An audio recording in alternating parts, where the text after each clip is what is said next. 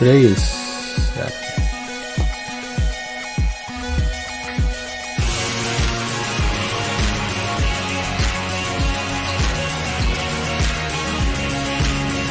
Okay.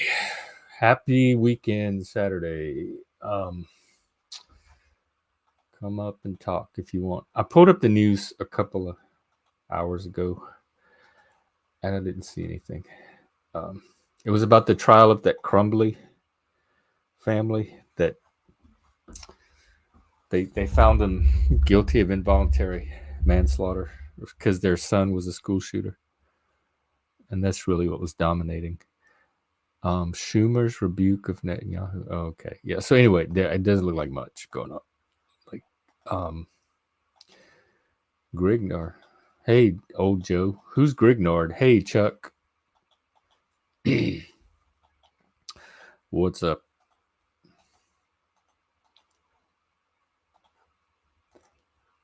I don't have anything on Twitter either. Let's check YouTube.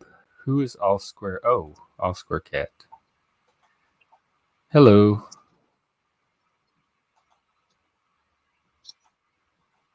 Do you hear me? Well, welcome anyway, Joe. We always like seeing new people. Yeah. Hey, what's up? We're driving around in the rain. Oh no! Wow. So Texas you're living with me today. Are y'all headed to Texarkana? No, we're hustling Facebook. Actually, we're trying to get stuff sold out of our storage unit. We sold a table and something else. And then we drove out to meet this guy, and he didn't want this dressing screen because it was too short, but he gave me $10 for gas. So it depends on who you ask, Joe. That's so subjective. Cool, Jeff. We do have another Jeff around here. Jeff and his dogs, video game Jeff, Chopper Jeff. Your face looks all red today. What's up with that? Like maybe that wasn't even. I was gonna explain that to the viewers before y'all popped on. So, it's my lighting. It's a gorgeous, beautiful day today. We have our window open. The sun is shining right here on this side, and it throws all the lighting off, and it makes me look. I mean, I was having an allergic reaction yesterday because like my face would not stop looking like beet red, and like you look fine now. You like whatever happened the other day. There's not even a sign of it. It's just weird, man. Yeah, it's totally the lighting, and my camera, because of that, the camera's not focusing like it should, and everything looks foggy and blurry too, and keeps flashing pink and red. I wish I had a steady place to put the phone, but So y'all are doing the sisterhood of the traveling. It's not just pants now; it's everything. Y'all like drive-by garage sale, like a door-to-door garage sale. There's no place really. I mean, no other place would do one out where we live, but yeah, we're just trying to get rid of some stuff that like actually we thought that and yeah, we've made like $100, I guess, but we're way out in Frisco right now, and it's raining like hell, so can't barely see anything. I know this is a lot of rain for this time of year, actually, for us. You might have to mute us though. Why? Y'all the only ones on right now. So I have to keep the window cracked because the screen keeps fogging up. The what? Just the windshield keeps fogging up. So I have to keep the window cracked, so I can see through the window. Oh yeah, I had a car like that too. It was very annoying. Oh.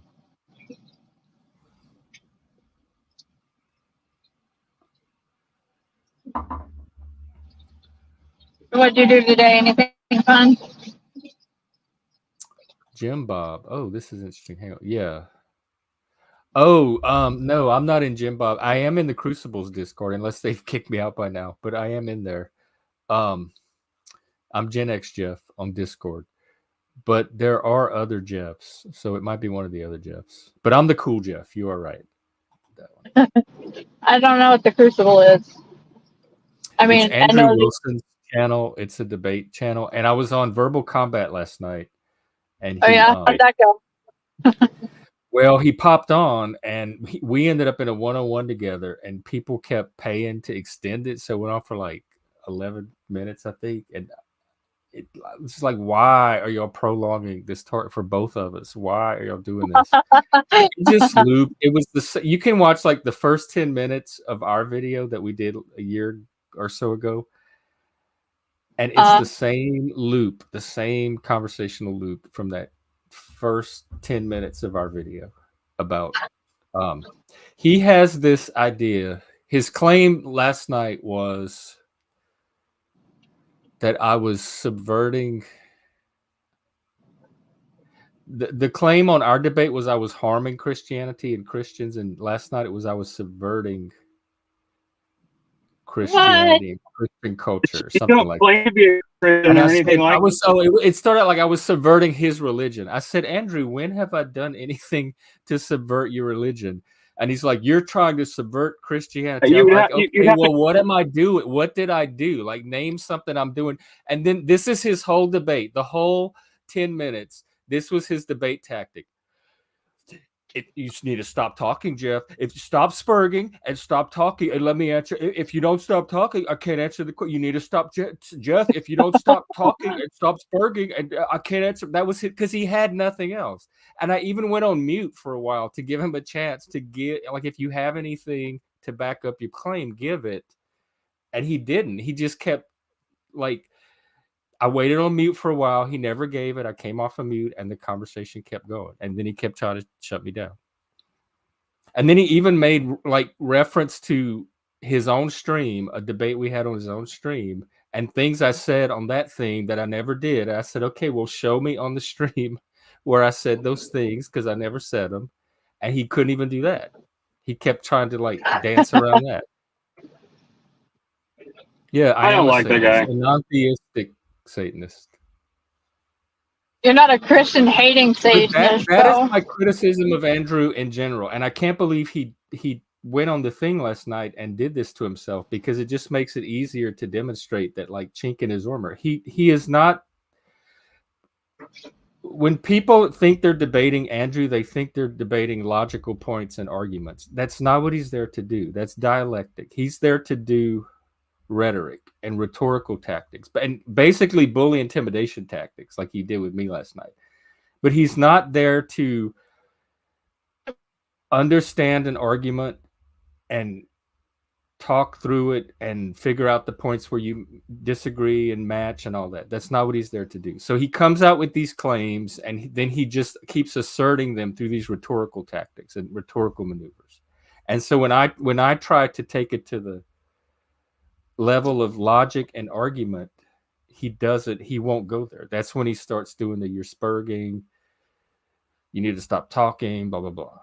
So that's the only maneuver he has at that point, because he can't just talk. And I said, well, Andrew, I have a channel every day I'm on with people, and we're perfectly able to have a conversation. I've been doing it for like years now. You can go watch it yourself. So I don't know what's stopping you from doing the same thing. You say it's because I'm talking, but when I stop talking, it still doesn't happen. So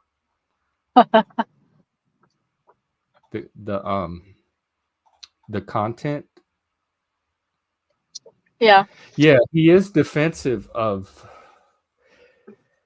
Yeah, to me, it's more psychological than anything else. Like it's his own paranoia or his own grievance against. I think he sees gay marriage as a loss for Christianity or an attack on Christianity, like all Christians everywhere. He kept making broad general claims about Christians believe this and that.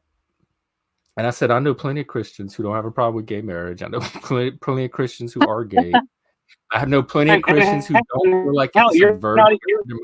So what it came down to after that whole debate, the actual thing, the one little thing that he could pinpoint that I am doing to subvert is that I was a supporter of gay marriage. I was a gay marriage from like years ago. I'm like, Well, I'm not doing anything currently. If advocating for gay marriage is subverting your religion to you, then yes, I am guilty of that one thing, but I'm proud that I did that. And not every Christian feels that way about it that you do. So that's a peculiar, subjective thing with I've you. supported gay marriage my whole. His whole charge was that I was a gay marriage advocate. He could have just led with that, but what's the debate from there? What's his point about that? No, I would not like to see the institution of marriage go away, but I have no problem with having the state administer secular marriage or civil marriage for tax breaks and the rights and responsibilities that come with coupleship, etc., and having a religious marriage that the churches would oversee, that people that want a religious marriage, like the foundation of it all would be the state marriage. But then if people want this religious version of that there could be, and that would be regulated however each religion saw fit. So those versions of marriage the Catholic Church, whoever they want. But the state version that gives you access to the rights and benefits of everyone else, which was where the discrimination was coming in, I think should be also available. I agree.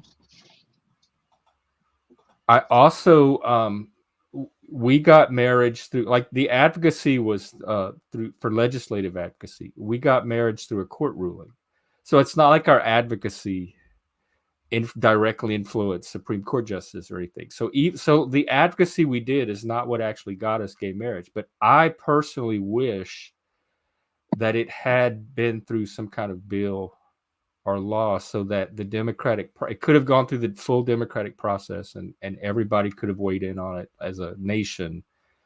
And right, it's pretty resolved, even with the court, even as a court ruling. Like, the rates of support for gay marriage at this point are well in the majority on all, like, the major religions support it, the Republican Party majority supports it, etc. So even without the legislative process, but I think I still wish it had gone through the process so everybody could have had a voice included in the outcome. Well, Ireland did it first, right? Was it the? I think, was it Iowa or Massachusetts? I don't remember, because some of them started with civil unions. Iowa might have been the first marriage, or Ireland. Massachusetts might have been the first civil union one. Ireland, like leprechauns. Oh, Ireland. Not Iowa, Ireland. Marriage. Yeah. I think they were the first country to adopt it as countrywide legal. I don't know, Joe. You can go look on the Rumble. We did one debate. It's like Satanist debates gay marriage or something. And it did not go well. And it was like a big 3-hour extended version of what you saw last night. And we kind of just avoided each other ever since. So last night was like, I was surprised the two of us were caught face to face once again, because that was the first time since that Satanism debate, and neither one of us were in a rush to go out and do it again. And it was like a little miniature of the initial. It was the same repeat, because that I know his pattern by now. Like, I know it going into the first debate. I could tell most of it, and but he seems to identify himself with Christianity. It's very important to him and close to his heart. And so I think he feels protective of it and gets defensive of it. And for some reason that he has yet been able to articulate clearly to me, he sees gay, I don't know if it's like gay marriage, the institution, if he's okay with gay couples in general, but it's the marriage, like that kind of sanctions and gives official coloring to it. But something about gay couples or homosexuality feels to him like an attack on all of Christianity, is what I can glean from our attempts to have this conversation. And another thing I noticed about Andrew, it really, because like his little primal lizard brain, it depends on his vibe and like how he feels about you irrationally, because if there's people he likes or that don't get on his nerves, he will debate them in a different way than somebody like me or Vosh, where we just kind of have this, like, we just rub him the wrong way, like subjectively or non-verbally or something. And he has a totally different debating style when he's on the defense, when he feels like he has the debate mastered and he's not threatened by anything. And then when he's bothered or irritated for like irrational reasons, he'll get really aggressive in the debate and start using the bully intimidation tactics. So some of it is, I think there's just like a personal thing he has with me that modifies the way he debates me in particular. And if somebody else had tried to have the same exact conversation with him, he would actually address the points without getting locked into this rhetorical defensive and aggressiveness. That'd be interesting. You should put. I will say in Andrew's defense, he does not set off my gaydar, so I don't think that's what's at the root of the issue. What, Lyndsey? Oh, I don't know. I was just watching Chris take tubs of stuff into this thrift store in the rain. Making a delivery? So what does he do? These are orders that people have placed in advance, or does he go store to store and say, "Hey, do you want this stuff?" It's in tubs, and then what they do is while you're in the store,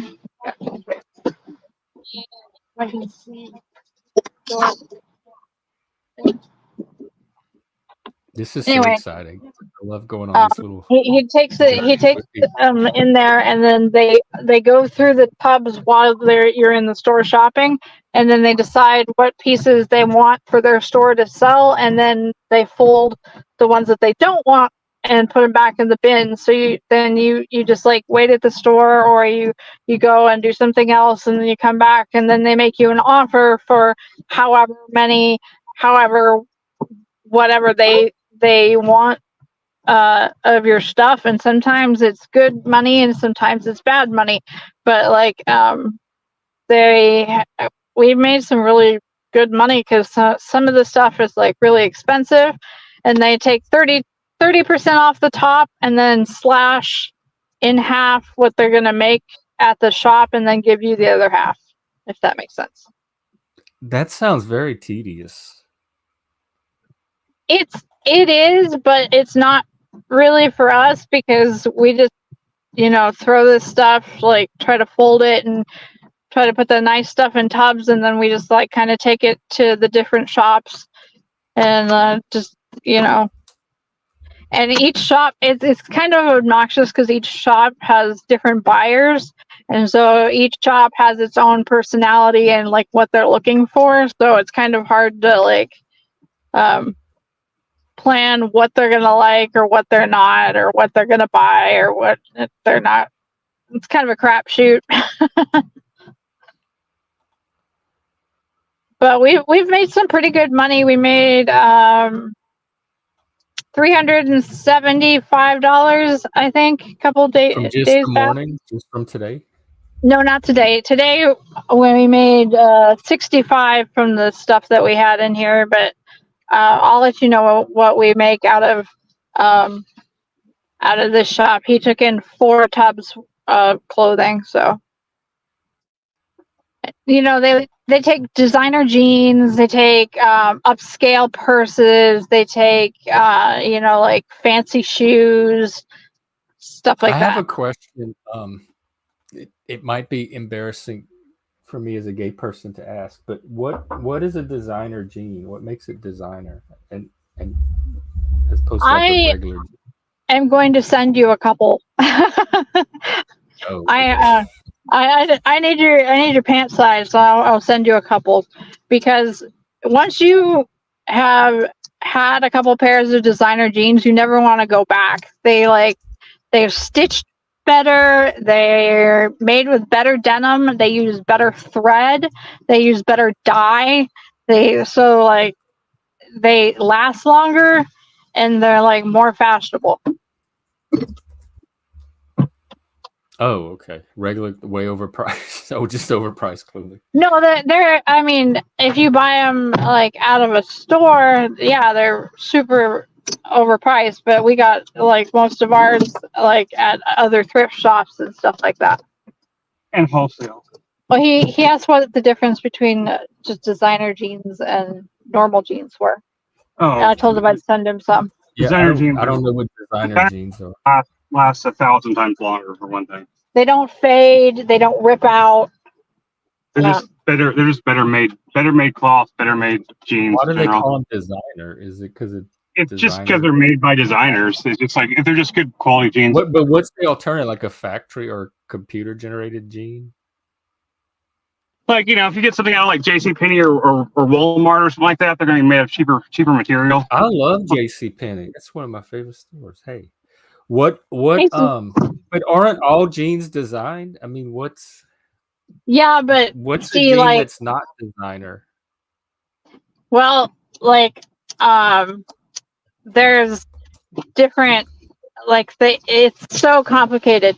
Like, it goes all the way down to like how many threads, like, you know how you know about high thread count beds.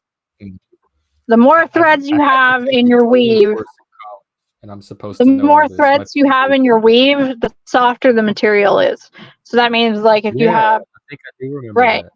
exactly. So your jeans, they use more material to do it with, and then they put, you know, like extra room in them, or they, like, you know, embellish the back and like put stuff on the pockets, or they put them, like, you know, down the legs.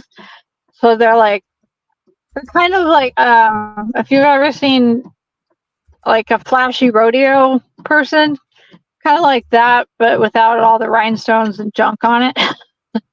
Look, I can see through the camera right now. See, that's all jeans. I'll go in a minute, but yeah, I'll send you a couple pair. But once you buy them, you never want to go back because they're so comfortable and they're like awesome. I found this pair of Levi that I love, and it has, you know, they give you the specific number and style, and so now that I have my Levi number, I know which brand, number, jean, whatever. I love it, and I can go to any store, anywhere, and find a Levi of that number and color, style, whatever, and that's exactly what happens. And there's like different cuts. There's boot cut, which is a little bit flared on the bottom for people that wear boots. There's skinny jeans, which are like, you know, like really skinny. There's straight leg, which is like the 90s grunge look where they're like just cut straight down. There's flourish, which should look like bell bottoms, and they're ridiculous and ugly and horrible. No one should ever buy them, but they do. What are they called? Like go flourish. Flourish, yeah. So they have like they fit down to your knee, and then they have like a bell bottom. They're so ugly. They're so awful. And then another thing that especially designer men's jeans do is they have button flies, which are more comfortable. Oh yeah, I remember the butterflies. I like those. No zippers, nothing like that. Very convenient Big for me. Pockets. I know all kinds about fashion. So does Chris. I bought him his first designer clothes. I don't hear a lot about this one. We've had very heated discussions about jeans, about the existence of God. Well, if God would give me some money for my stuff, that would make me happy. We're talking God and jeans today. Yes. I have some very godly jeans. I'll tell you that much. They're so. Chris sleeps in his jeans. Yeah, that's a trauma response. But he can sleep in them. They don't shrink. That's the other thing. Is like, no matter how much you wash them, they don't shrink very much. And then you've got shirts too. So you've got designer shirts too, which are done by like designers. Like I've got, let's see, Yeah, I'm wearing Michael Kors dress right now. Ta-da. And then there's couture, something called couture too. JoeC Couture is a women's Couture is like a just French style of designer, though. clothing yeah, called couture is just French for designer. But they Oh. make like designer jumpsuits. I know all this from watching Drag Really Race. ugly. Huh? I said I know all this from watching Drag Race. That's all. Yep.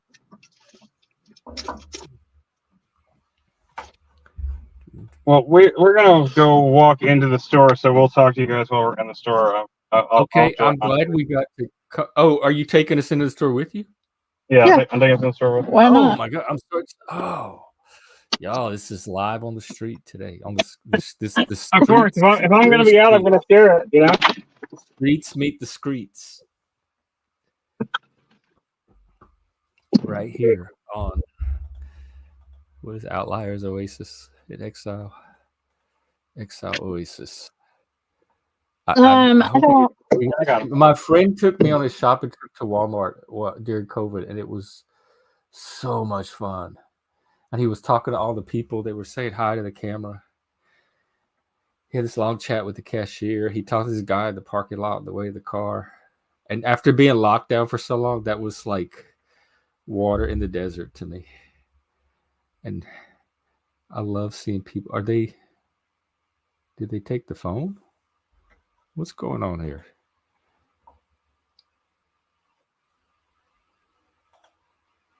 I thought they were going in. Oh, I see. Okay. Can I take this one off? I mean, we're both on. I figured we just leave us both on. Oh, it's echoing. I have to take it off. Okay. Okay. Oh, so we do get to go in with you? Look at you. Are you going in like that? Are you going in dressed like that? Yeah. You are truly the man. All right, I didn't expect to have this much fun when I woke up this morning. I hope the signal holds. Look at this. Wow, is that all shoes? It's freezing up. Initial or sign? Yes, we do, Chris. Don't forget, you owe us a hug from a stranger, by the way. Can I have a review for my dream for my stranger? Okay, there. See, there you go. See it? Well, no, we can't see anything. There you go. We have to see it. You can't just say you hug somebody. Well, I tried. I just hugged a stranger, so. I told you. I had the camera turned the wrong way because I was in there like turning you guys to the store. These are the clothes that I'm looking for now. They're going color clothes I want to keep. The signal is weak, so it's. This is what the store looks like. This is not time. It's freezing, and you're like cutting in and out. So just be aware of that. Hugging strangers.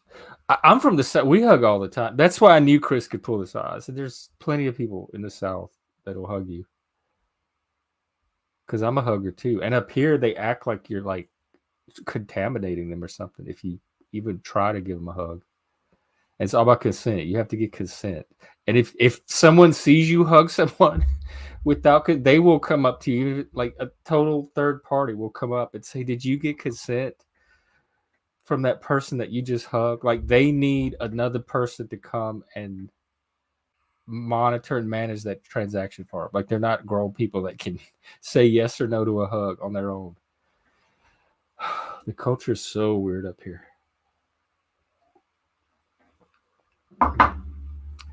All right, I hope this is not a big tease like the Geraldo vault, because I was all ready to see him transact in the store and work his that outfit. I would be so proud to be seen in public with him. Oh, because it's a look that I thought he was doing for the camera, but he's taking it to the streets.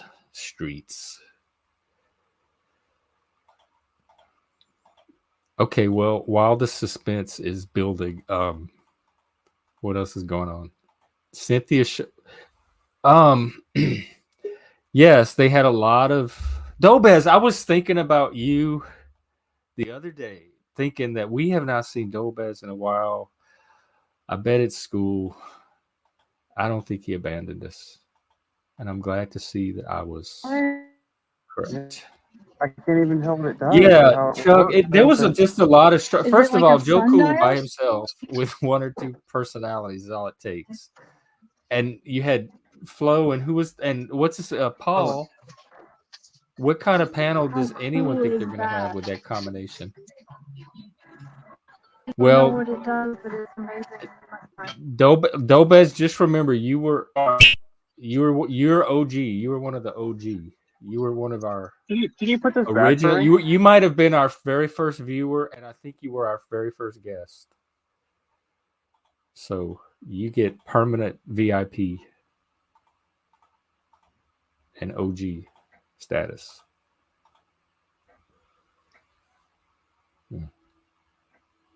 How's everything over there? I imagine because I think this is your last year. You were. Yeah. You were there when we were still kind of part of PF Young. I don't even think I really had a channel going yet. All right. We'll try. Feet, if anybody is. We don't same through. Well, I don't even want to say we don't keep them. I'm in a minute. All right, let's see. You want to see all the daily? Oh Lord, I'll just. How short do you want your shorts? Shopping trauma from a child. What? Those are jackets or jean jackets?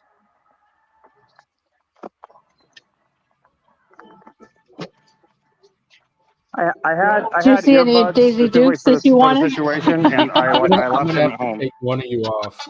The echo is too bad. Okay, here I'll turn myself off. No.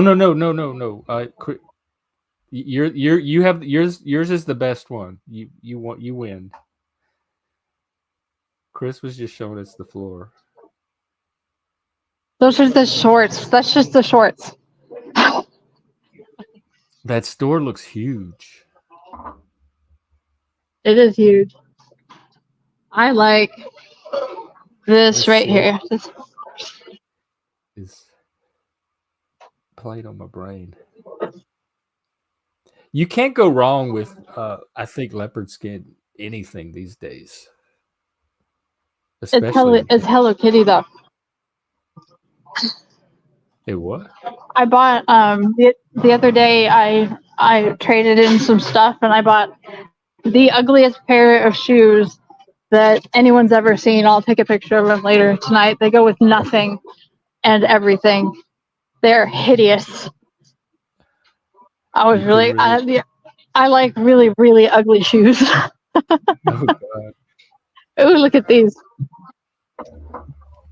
Look, it's gold. Is that men or they look like clown shoes? Are those Doc Martens? They look like disco. No, they're fake ones. Or somebody would wear. They're fake Docs, but they're funny. See, look here. There's all the.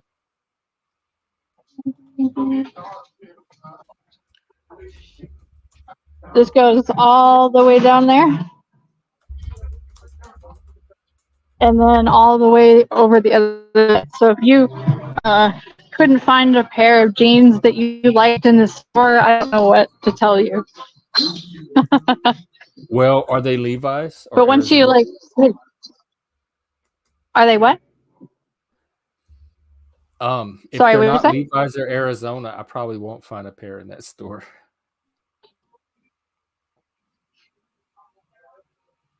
It was just a side comment. Don't let it throw you. Go ahead.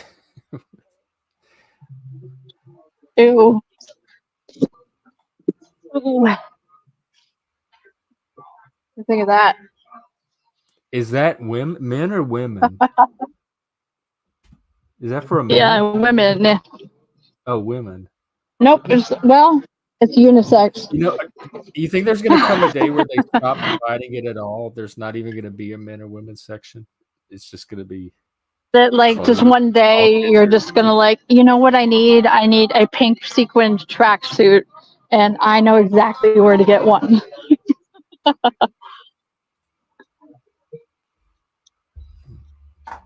This store is nice. It kind of is for. It's a thrift store. Oh, well. I'm glad we're at least piloting this street on the street idea. I think it's working well. Wow. Okay. Yeah, so like yeah, I imagine you would have some university track lined up. I don't know how it works in Norway, but probably from there to university and psychology, of course. So I'm excited. Yeah. That's I don't want to spoil it for you. Just I'll experience your journey as you go through it. Because even I think about myself at their age. Is there anything I could have gone back and told myself that I would have even listened to at that time, or it would have meant anything? And I'm not sure there was. Oh, a 3-year bachelor. Oh wow, the Philippines. Gee, so yeah, there is all kind of stuff going on. You probably have your a couple of lines of study or projects mapped out, lined up. I think we're going to see good things from Dobes, everyone. He's leaving high school this year and going into psychology. So keep your eyes peeled the next decade or so.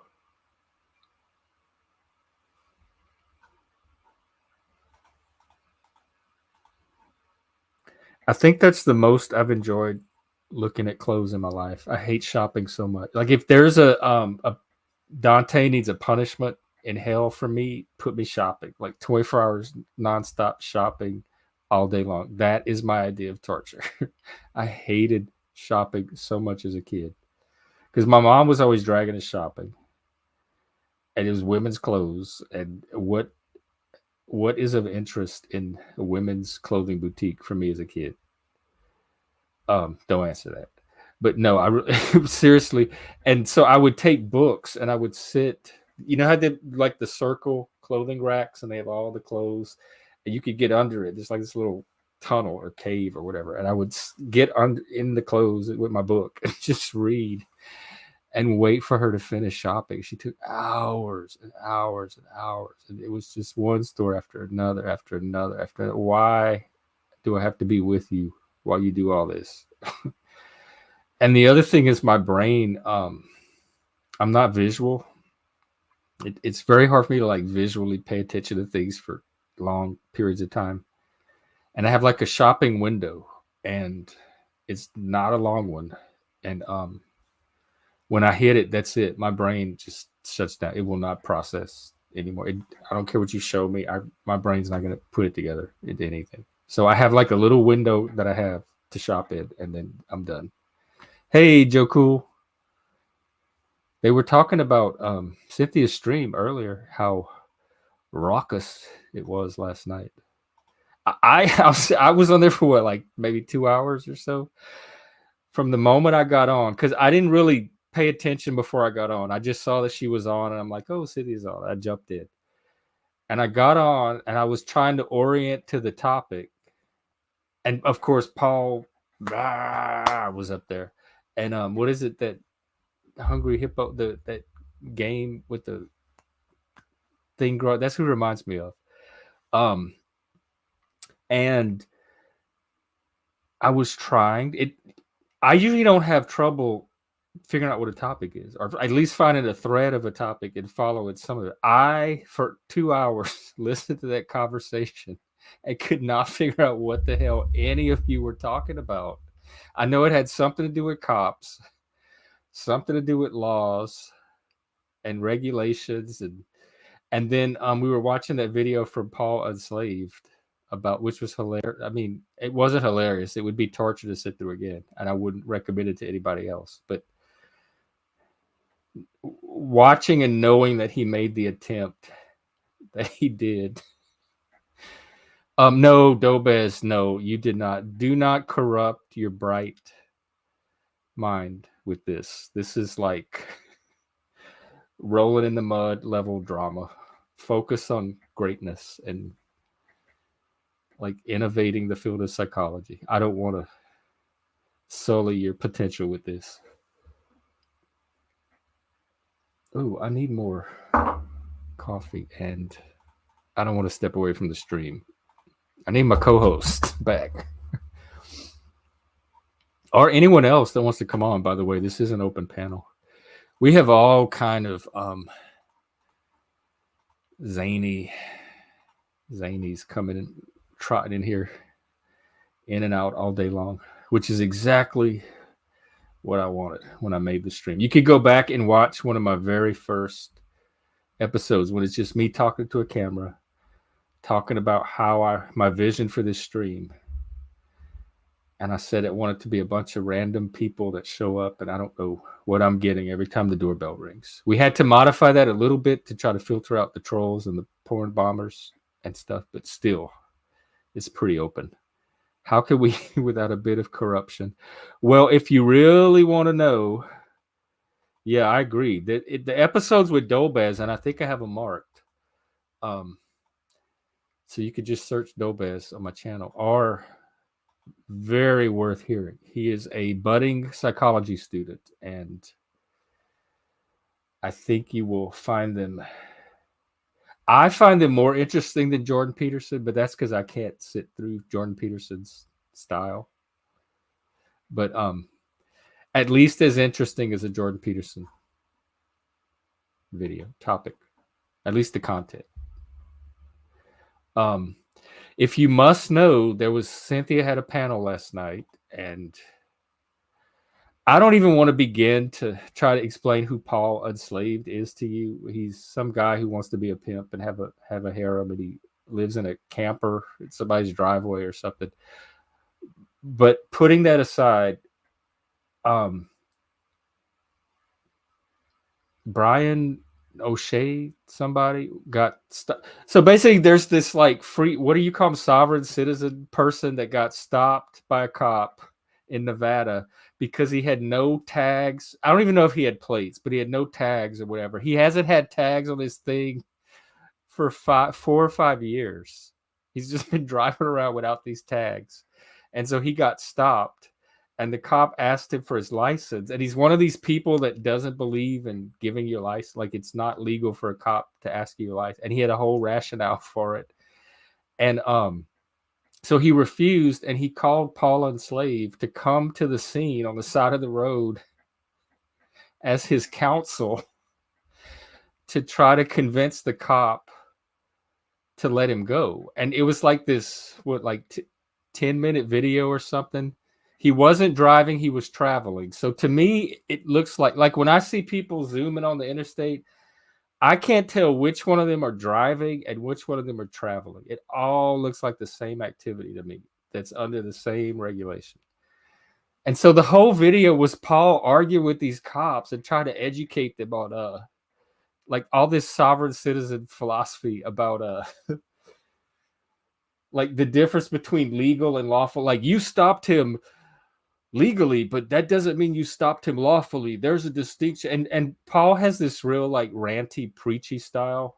And you're just a slave to the system, and you don't want to get educated about what's really going on, and you think you're out here enforcing the law. And it was just like 9 or 10 minutes of that. And eventually, well, needless to say, they ended up taking the guy in because he wouldn't comply and get out of the car and show his license or any of that. So I don't know if Paul helped or contributed to that, but the funniest part of the video was the faces on these cops as he was explaining this to him. They were like, 2 or 3 of them, and they kept calling in supervisors, and he would explain it to them. And oh, this was the most interesting part. This was the part I did kind of understand last night. I was watching these cops react, and I am not the best. Like, on a scale of body language reading, I'm like at maybe a 2, if not a 1. I don't read faces or body language very well. And so as I'm watching these cops react, I'm narrating in my head what I imagine they might be thinking or feeling. And as I'm doing that, Flo is articulating almost word for word their body language. He's like, look at their, you could tell by that cop's face that he's heard this before. He thinks this is bullshit. He thinks this is a joke. He's not taking, and I'm like, oh my God, that is the exact same impression that I was getting from every one of these cops from their faces as they would hear Paul go on his rant. And it was matching Flo's. And I'm like, if the autistic person who is so impaired at reading body language can pick up that these cops are not buying this and this is a joke to them, which is exactly what Flo is saying. And so anyway, that's the Cynthia thing last night. So the centerpiece was watching this video, but she would pause it every few minutes, and then everybody would start ranting and yelling and arguing with each other. It was Flo and Paul and Joe Cool. So it was really hard for anybody else to. It was hard for me to figure out what was going on. If I had even understood the issues better, I could have jumped in. So I just sat there and worked on my puzzle. But it was, I don't know. I like those high energy streams sometimes. I think they're good. I think they could be healthy. Was even less impressed. So, Joe, because you were, from what I understood last night, from what I could make of it, it sounded like you were kind of defending what Paul was doing. Like you also had some criticisms of what the cops were doing, but are you saying like you're even on the cop side at this point after watching Paul? Like you can even empathize or understand with the cops and their reactions? Right, exactly. Like I've known that. My mom, I've told this story before. She used to discipline me by calling the cops and having me thrown out of the house.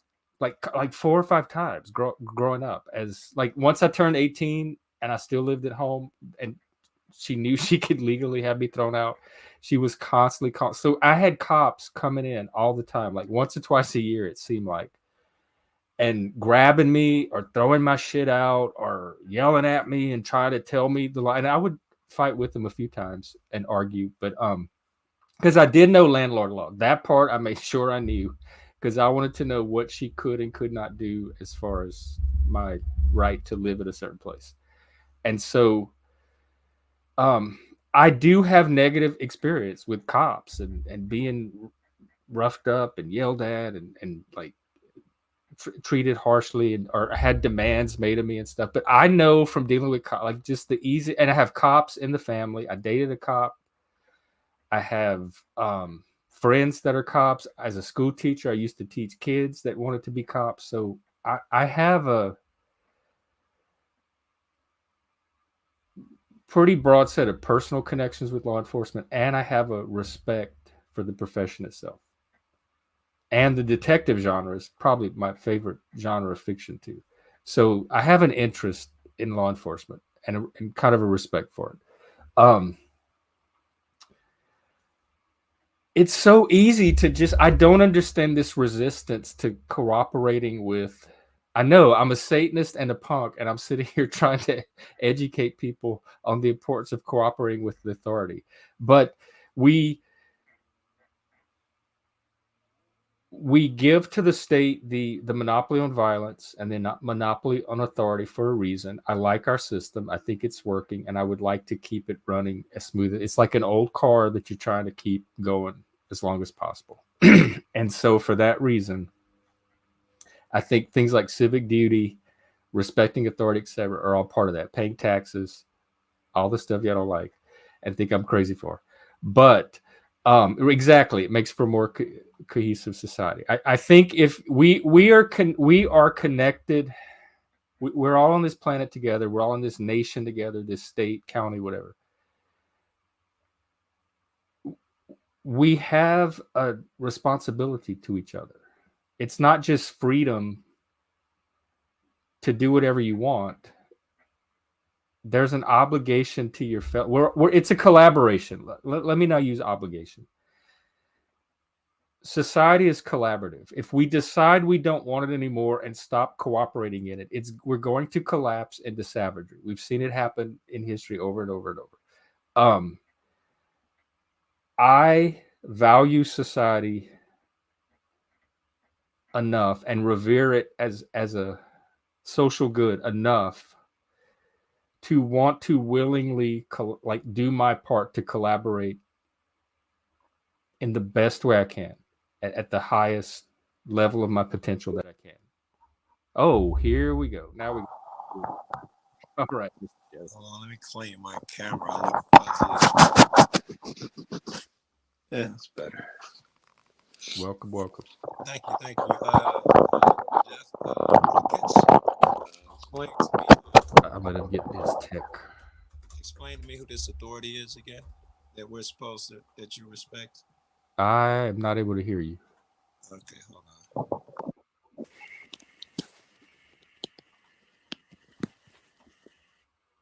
Cheap shit. What about now? Can you hear me? Now it's good. All right. Tell me about this authority that you respect. What is authority? Who is authority? Well, I'm talking about things like when a cop stops you, just give him your license, cooperate, collaborate. Because he's an authority. Like that seems like the easiest thing to do, and in my life, it's always been the best. Like the course of action. I haven't had any trouble from it, and so I'm trying to understand the resistance to it. Are these people hiding things? Are they on the run? Have they had really bad experiences in the past? Is it traumagenic? Very good. Why would there be such a resistance to showing your license to a cop or your insurance or whatever? And I have a friend, one of my very best friends, is very much like these people. He's the same way. So I've had these experiences with him too. All right, I think I'm gonna roll the blunt while I'm hanging out with you. I think you got it right. All of those were good reasons, right? But you missed one reason, because I'm a man. So it's like a psychological thing of another man asking. But don't you put that shit aside to live in as part of civilization? We put all that primitive shit aside and suck it up a little bit so that we can all have a higher quality of life if we collaborate. Oh, you went silent again. Hang on. Or is it me? It might be me. I'm not hearing you.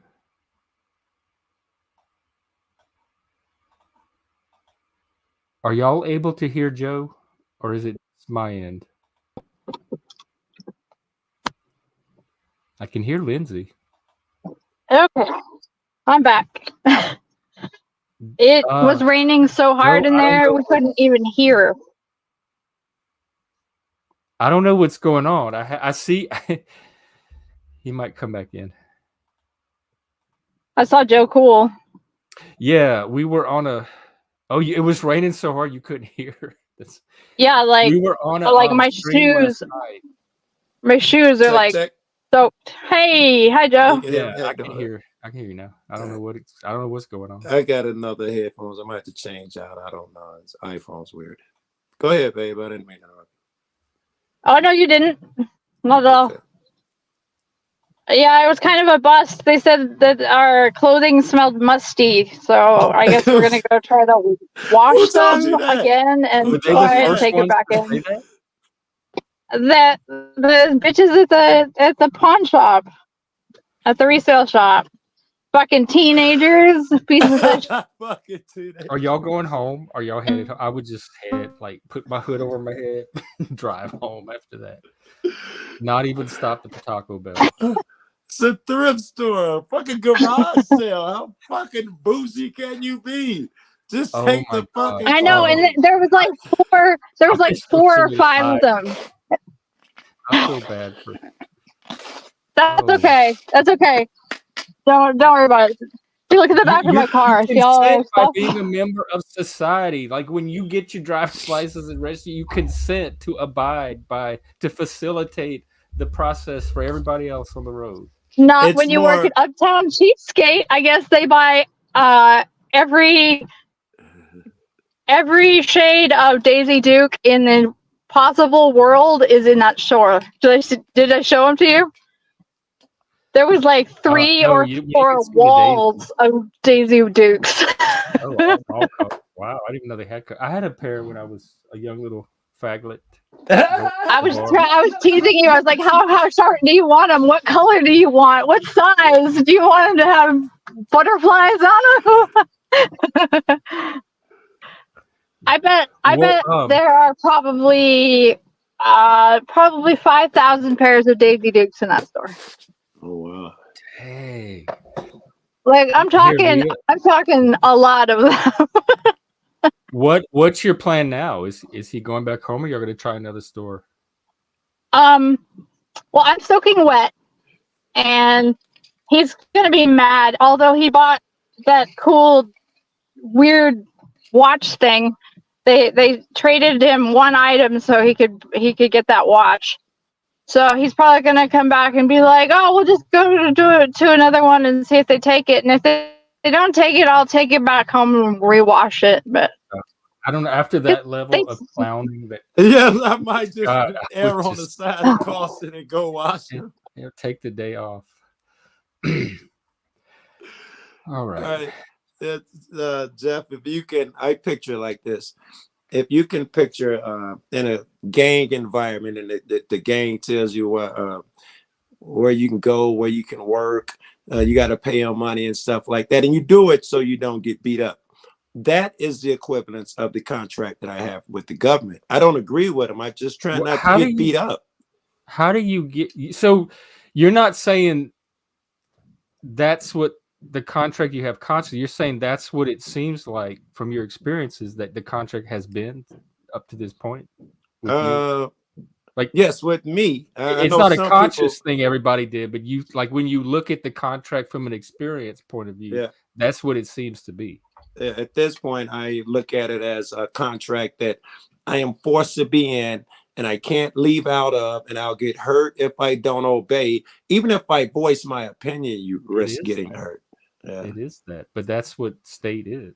Like every state in history has been that, and we accept some of that for the benefits that we get from whatever particular state. I accept what's right and true of that.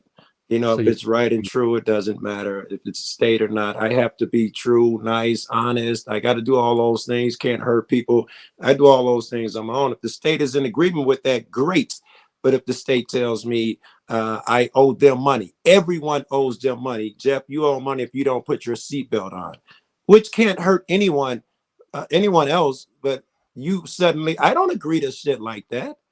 So you don't like the law, like some of the current laws. I like the no one's gonna like every law. There's always gonna be some laws that I like the laws that don't hurt people who haven't hurt anyone. I don't believe that if some old lady doesn't want to sign your ticket or roll past the stop bar a couple feet, you get to run to her car and she owes you money. I think that's insane. What people live like that? I got a ticket for that one, and it was $200. $200, and it was like the middle of the night. Rolling through a stop sign. I got a $200 ticket when I was like 18 years old. Is that when you kind of stop but don't completely stop? Yep. That's what she's talking about. I was talking about even if you do stop, some of them, you got the white bar. If you pass the bar, they want their $200 for that shit too. All right, Joe, I'm going to go there. I'm going to go there. Okay. I'm curious. Yeah. Do you think how many times do you think it happens to people of lighter pigmentation versus darker pigmentation? If they're because to me, that's the cop looking for a reason to stop. If the only thing he has is that your bumper is an inch over the line, and he can stop you from that, but it's not really worth stopping anybody for. Those cases, they're I think, doing it for money. Yeah, it's white and black in most cases is not relevant if that's what you're asking. You think it really is because there's a financial incentive for them. Yes. Harass you over that little half an inch. And even most of it, when they stop in black people and pull them over and they do it at a super high rate, I wouldn't attribute that to racism either. They know the black motherfucker has less chance of fighting them. My uncle's not a judge. It's safer. It's I'd be smarter. stopping the We rich don't white people complain. thinking they have the money. They have the bribes. Yes, but they Stop also fucking have money your bags. fucking, when you get back and you stop some rich motherfucker, turns out his dad works as a DA, his uncle's a lawyer, he has the money to But see, sue that's you. corruption. That is where the corruption happens. What you're talking about, because they should just apply the law equally, no Agree. matter who the guy is. Agree. What do they call affluenza or affluent privilege? Something. Yeah. One cat. Sometimes I talk a bit much, so I'm making sure if you got. Oh no, I you're noticed later fine. in the- I'm just wet. Oh, Yeah, Soaking I also wet. got a he's in the weird story. sense of humor. You start telling me you're wet, you're gonna get all sorts of jokes. If he gets to talking, you might be there for a while. Okay, bye, Frank. We'll catch up later. All right, Frank, busy. Wait. Trying to make food and not let Joe annoy me. It's too early in the day. His annoying curve goes up as the day goes on. He peaks at night, but early. I think early. I think he's funnier when he's annoyed. He's always funny, right? Oh, Big Brother Canada. I think that's a good thing. I have no. I'm all about. I think transparency creates that. I'm about making things as open as transparent as possible. Right. And so, I'm all for people being able to record, like capture whatever goes on in public. And that's pretty much your constitutional. A little bit about the Constitution, Jeff. I don't know if you're an egghead or a groupie for it like I am, but the Constitution, in my opinion, was written because the founding fathers saw that you had certain rights that no man should fuck with. And they set forth to put it on paper that it's obvious that you cannot fuck with man. He has the right to do these things and do that without anybody fucking with him. I think that's the foundation of the document, and the rest of the stuff has become legalities and stuff that we get twisted in. Most of the time is the government taking as much as you'll possibly give them, and it's got really twisted. The Constitution shit, I have less of a problem with than some guy telling me you can purchase weed in Iowa, but not Indiana, and you're evil and you should go to jail if you. No, the same guy who was smoking weed across the border, he's not evil suddenly. I'm not okay with that. I agree. Yeah, Weed is a great example. I feel the same exact way. I think it's fucked and up that trafficking I can it. go to Louisiana and smoke weed and spend time in jail for it, and come here to Seattle and buy it at the store down the road completely. Right. That's crazy. That's insane, right? That is it.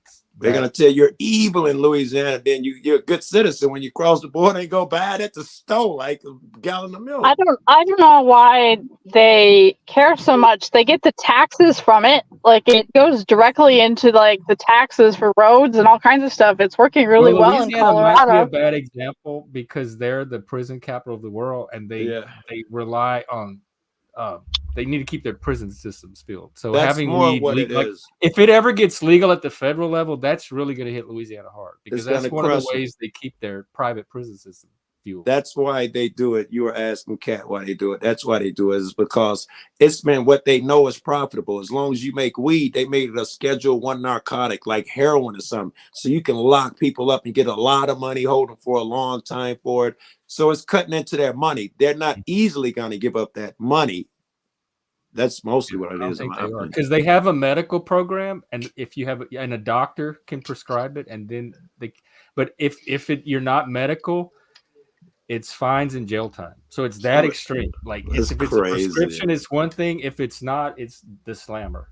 Yeah. If I give you a couple Tylenol, it's one thing. If I give you a joint, suddenly, we're both at risk. It's crazy. And I don't know. I haven't researched it. That's just my intuition that's one of the factors is they're not ready to give up that inmate supply yet. Yeah, I would agree with you. Yeah. And the Constitution was the original document, but we've built on top of that since, and we have the Supreme Court to reconcile the discrepancy. Oh, I really don't like Go ahead, that Lyndsey. Supreme Court shit. Go ahead, man. Nothing. I was just mumbling to myself about where Chris went. Oh, I didn't Is see he still him. in there?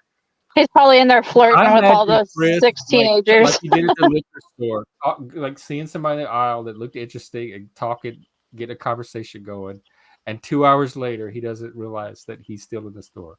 That's me. He did that. That's He did me. that one time. He went shopping for the store, and he was gone for like 8 hours. And I called him. I was like, "Where are you? What the hell are you doing?" He's like, "Oh my God, I'm still in the shop." That's me, bro. I was like, "You've been there all day." To go to the corner store because I'm talking to everybody, bro. Yep. I'll make a date. Well, you know how he is. Yeah. He's easy to talk to. And he's opinionated and brave. That always helps. Yeah. The other thing, I have an issue. I think this has come from my spiritual upbringing. I got to be equal to every other man. I can never let another man be above me. That's for angels and There gods. are men above you. That's Tell me about it. inevitable. We're a hierarchical species. We're primates. There's always Tell me about the man that's above me. there's always men above, and hierarchies are not necessarily static. They can be fluid. Like you can have a man above you in one situation, and you be above him in another situation. But in nature, which we're still in, it's not level. Like you're above other people right now. There are people below you. Whatever. Okay, maybe I'm not. There's somebody below You're above you. my Maybe head. I didn't. Yeah, maybe yes. Maybe I didn't say above wasn't the right word. That's better than me, and I don't mean like better in the sport or something. Inherently better. I'm not phrasing it well. Someone that's. I think I understand the quality you're talking about, and it is annoying, and it's obnoxious, and it's unpleasant to be on the end of. Yeah, I think we're all equal. I don't give a fuck what, blah, blah. I think we're all equal. I can't force anything on you.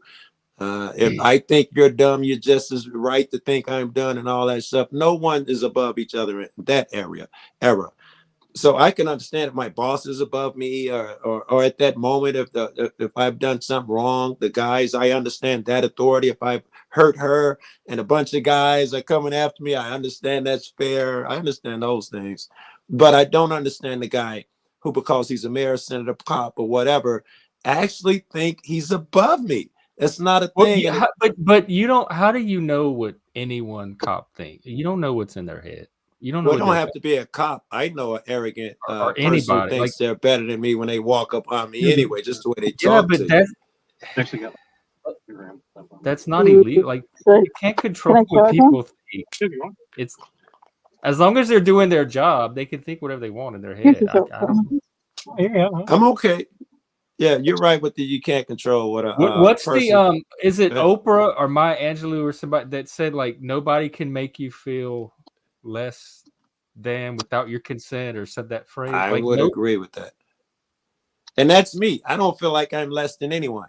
I have an issue. Yeah, so how are they? I don't feel either. Like so when I'm around people that try to make me feel that way, it doesn't work because I don't take them seriously because I don't internalize it. But and what if they tell you, hey man, don't nobody want to hear you talking. Take your ass across the street. Just a guy on the corner, not a cop. No, I mean it depends on his like what his force factor is. If he's like has a spiked baseball bat while he's saying it, I might agree to comply. But in general, he's gonna have to take my ass across the street. Just him telling me to do it is not going to be enough to get my ass. You should understand how I feel about the police in general. Now we're gonna differ with some of the laws. Like you feel like if you've broken the law, now the police should be able to tell you to go across the street. If I've broken no law, do you agree that I should? I owe him part no of it, like the stop last night, and he even said this in the video. Part of it is investigational. They need to be able to investigate to see if the law, so they don't just stop you with the certainty that you've broken the law. There's a little investigative process, and that's why they need things like license, registration, and then they'll determine. And that's what that last cop was trying to say. Like initially, We just wanted the information to determine if we needed to escalate further or not. And if you had just given it to us, then this probably would have been resolved. But now, since you pulled this stunt, we're here. Right. So let's not use that as an example because he was so in the wrong. I don't want to use that as an example and make it easy for you. Or the cop on a sidewalk, if you've broken no law, you're sitting in your car or on a sidewalk. If he tells you to move along, you know, shut up, you too loud. I might argue with him and question him.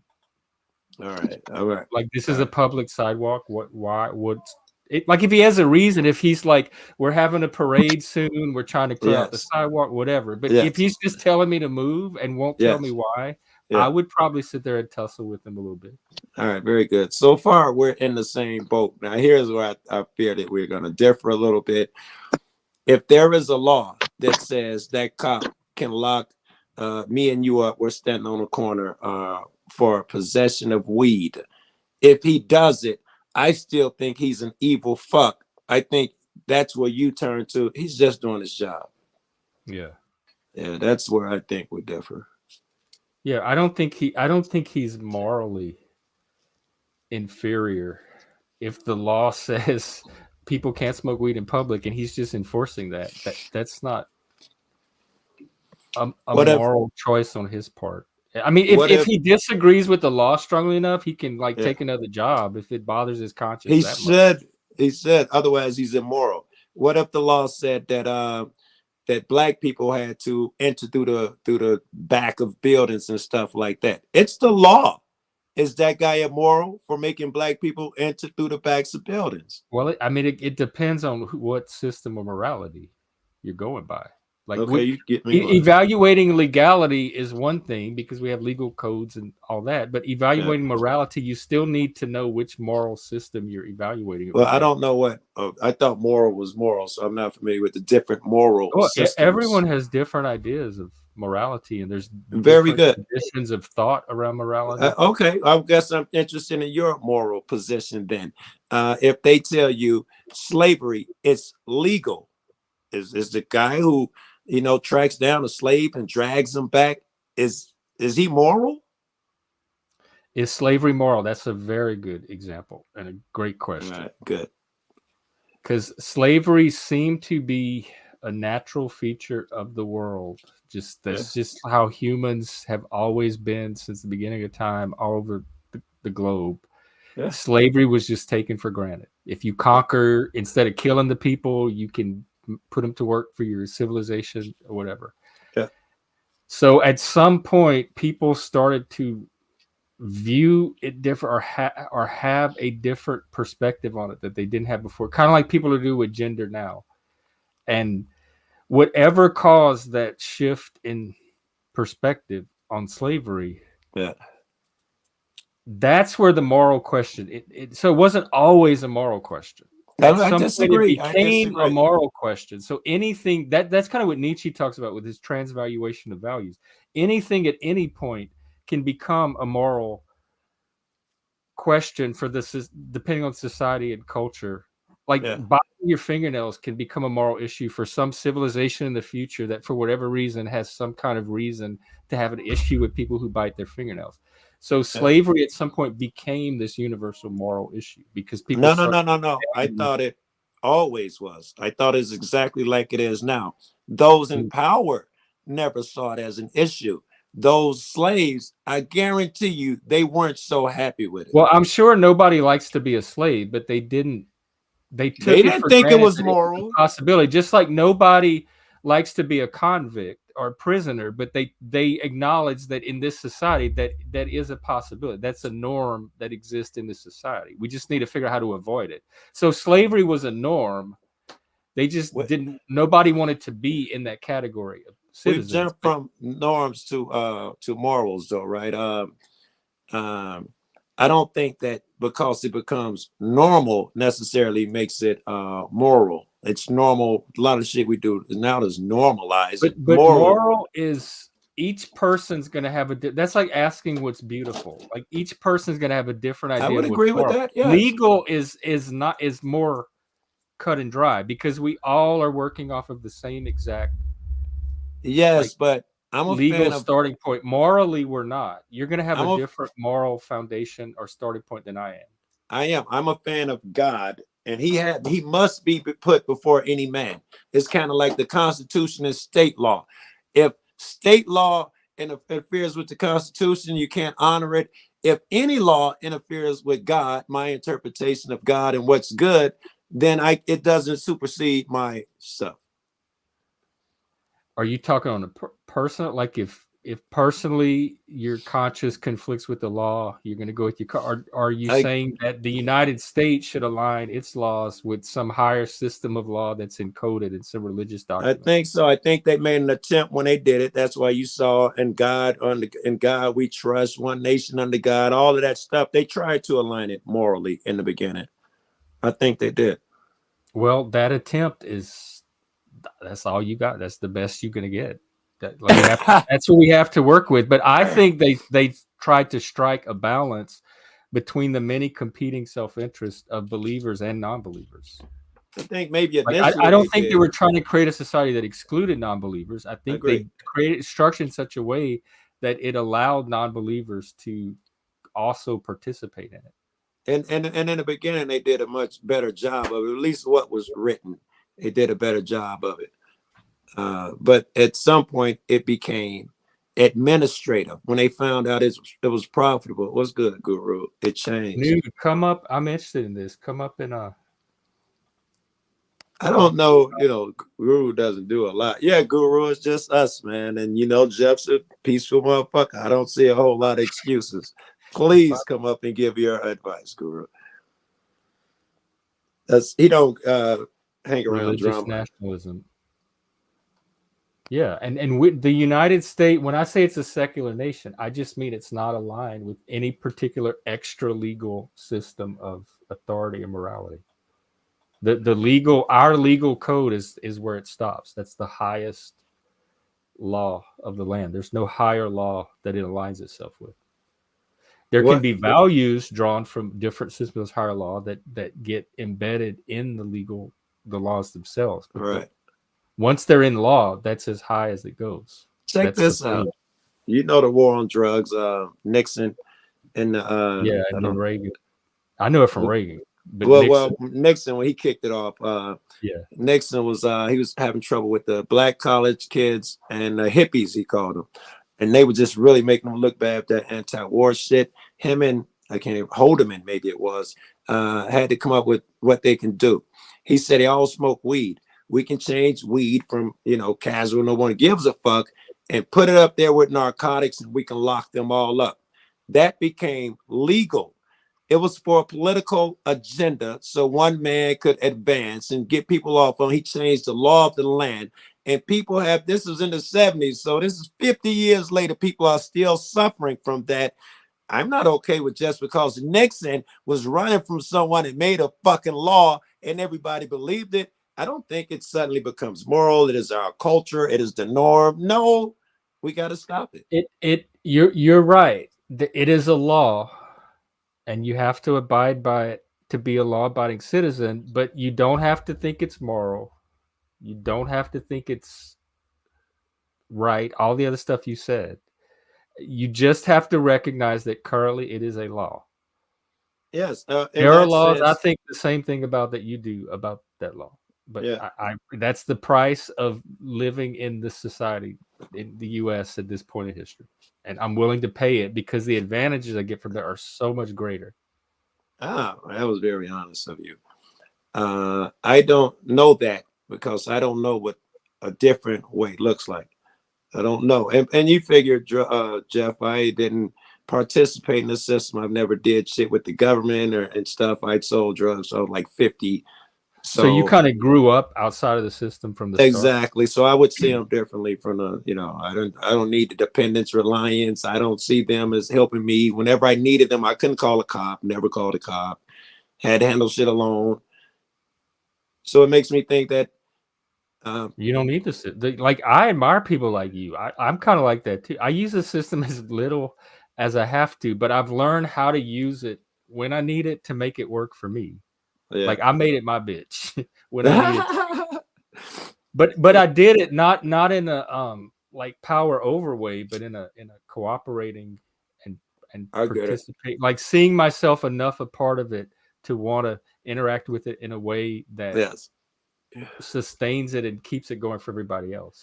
Okay, in that sense, Jeff, there is a version of it, I think, what I would be okay with. You know, the constitutional shit where you don't hurt people. And the Constitution makes it clear that if you come to arrest somebody or deprive them of their freedom and stuff, you have to have all the proof. You don't get to grab a motherfucking hold them for 2 years in jail. Yeah.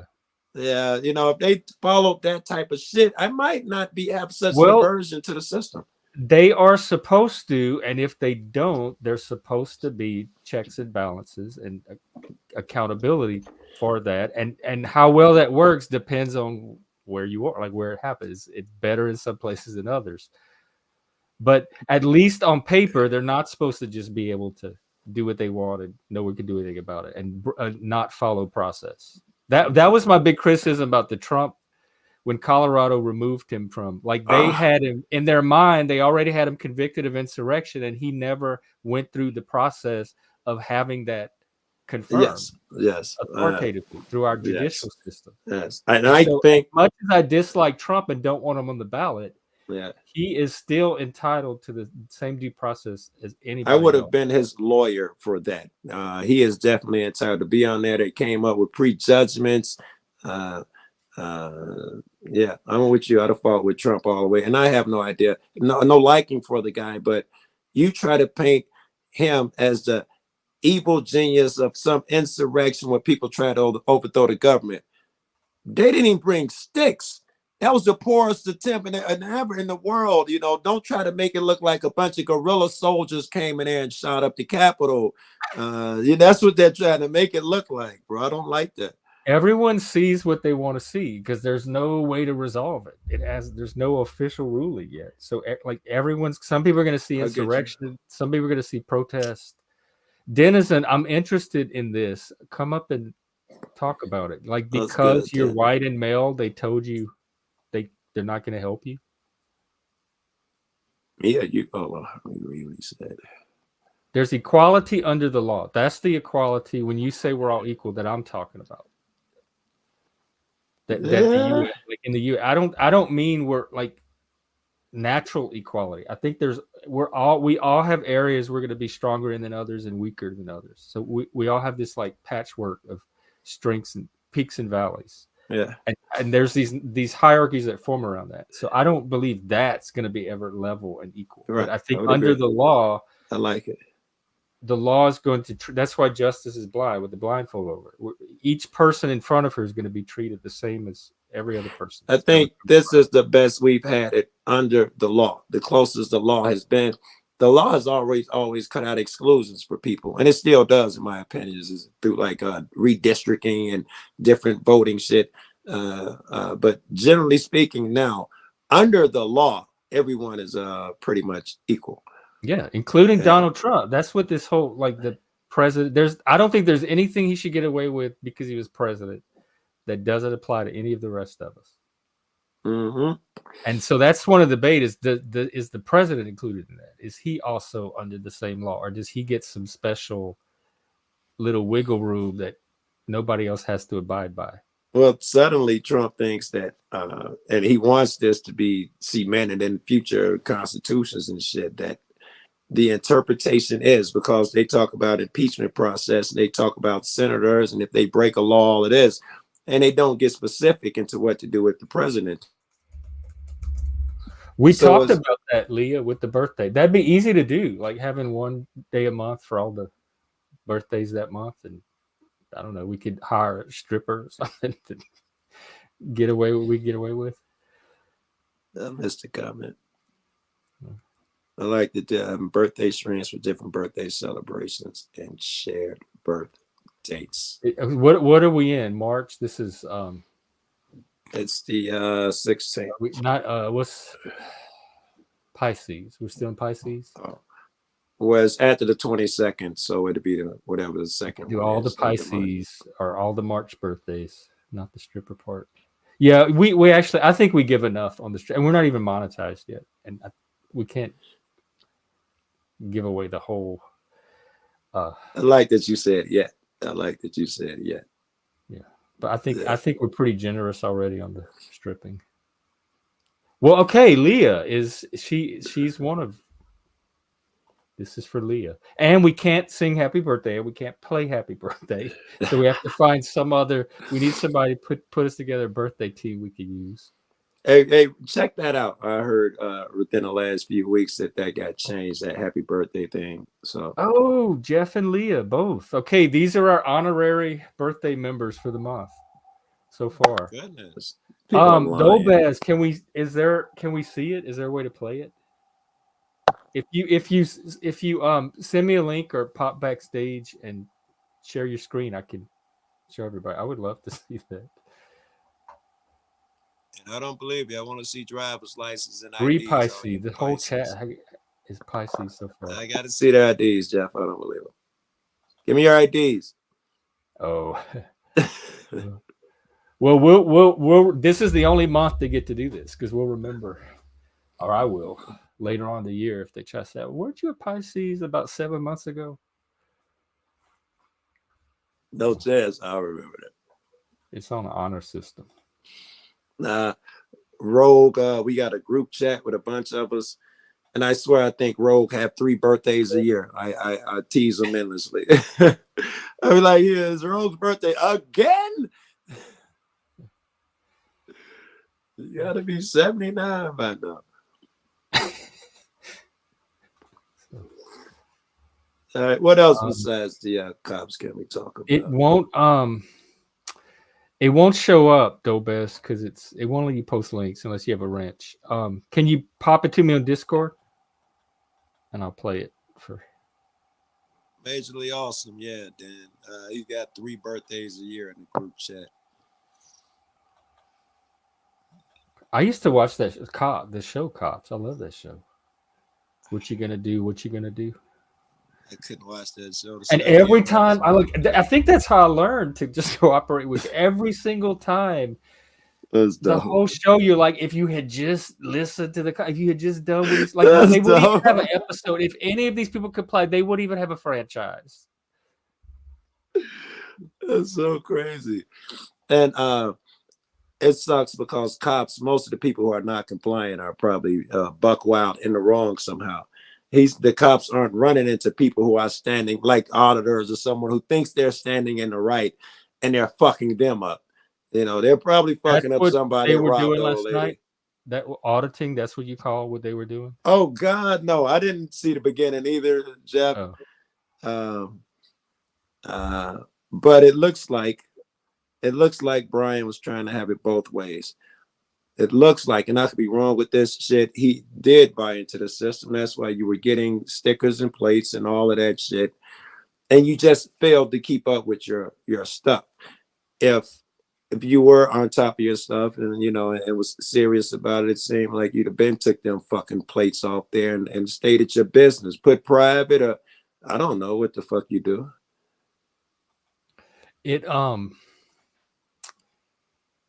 It's but 4 or 5 years, he said. It's not like he let them lapse by a few weeks.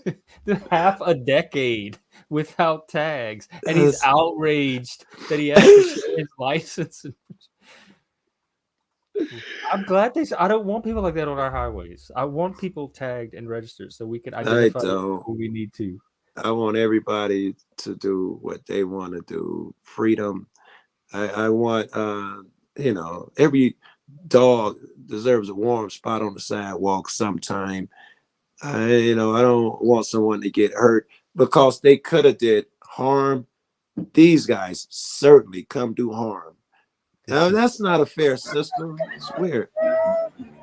Is that his wife? Stupid kitty cat. Hey. This is the Prime Minister of Norway. Who's the chicken lady? Is she in your government? He looks like a Salvation Army person that rings the bell for Christmas. That's the Prime Minister. All right. Let me get Nude up here. Welcome. Thank you. What's happening? You got it. Oh, sorry, I heard like I-Fi voice for a second there. Guru, Jeff, let me go get the cat some food. He just jumped in through the window. Give me a second. Okay, and then I'm gonna have to go pee soon. So let me find your comment. Yeah, Nice to meet you, by the way. you too. Welcome. I see you, Thank you. in a lot of the chats. I think you have substantive things to say very often. This one about legal, yeah. Well, go ahead. I'll let you start, and then I get all these questions from there. Sure. All right. Well, I mean, I have a very different view because I have a very different lifestyle. I'm not a status-minded individual, and I'm a man of my own path type of thing. So the whole idea behind societal hierarchy, I don't see as actually something that's natural nor healthy, especially when it's a forced situation for people. The moment it becomes forced, it's no longer moral nor healthy, and we have countless amounts of examples of that. Just look at your current societal structure and the result of it as we speak. So that's the primary basis of where things go wrong, and the legal system that's in place right now. It's really nothing but just a man-made fiction, and you can't legalize and regulate crime away when it's a forced environment to begin with. It is one. It is. It is a legal fiction. It's a necessary legal fiction for us to maintain our society. Why would you? What makes you conclude that? Well, we need laws to organize and structure. So every nation needs laws as its infrastructure. All right. So what makes you come to the conclusion that you need those, and what makes you come to the conclusion that you need a nation even? Maybe we start with this. What is a nation? What's just broadly, it's a collection of people bounded by political boundaries. The U.S., Canada, Mexico. It's a political division of. It's a synonym for a plantation, is what it is. That's all. No, it's just a way to categorize and divide the people on the planet. No, it's a structure of Jeff said it's just classification system. Wow. It's a structure and system of human slavery management. So that's at least the structural part of what a nation is. Like, there's the cultural part too. Like each nation has a particular. That is the culture. I would include the laws as part of something larger called the culture that makes up the nation. Yeah. So if you're going to have a system where you want to manage humans for taxation purposes, for slavery purposes, then you need those gaslighting regulatory requirements to do so, and you need to condition your subjects to participate and cooperate with that. The better you do that, and the better you have them actually micromanaging themselves, the more you get to benefit if you're at the higher parts of the hierarchy, right? What are you micromanaging in your own life? I don't feel like I'm micromanaging anything. Well, I'm not, but what I mean by that is if you can convince your subjects to micromanage the system to keep them enslaved, then you get to just enjoy all the benefits while they do that at their own peril. I meet very few, like almost no people in the U.S. other than on these streams that feel like they're enslaved. That's such a strange concept for people. I'm in a black community. United States of America, still feel that way. The majority of the people, the majority of the people I know still feel that way. You don't feel you have any control over your day. Like no. I'm talking about the majority of black motherfuckers telling you how much to eat, how much to sleep. No. My statement was just that the majority of black people still feel like we're not really part of the system, which is why I think we're quicker than what we're second caste society and all of that shit. Yeah. I think we've always. completely part of the system either. But they don't feel like they're in slavery though. You're not That's saying part that of the slavery is they if you still can feel like if you can brainwash your subjects to the point where they don't actually see it and they embrace it and they welcome it and will even fight to the death for it, because they're so dependent to function on it and can't figure out how to function otherwise. You got them.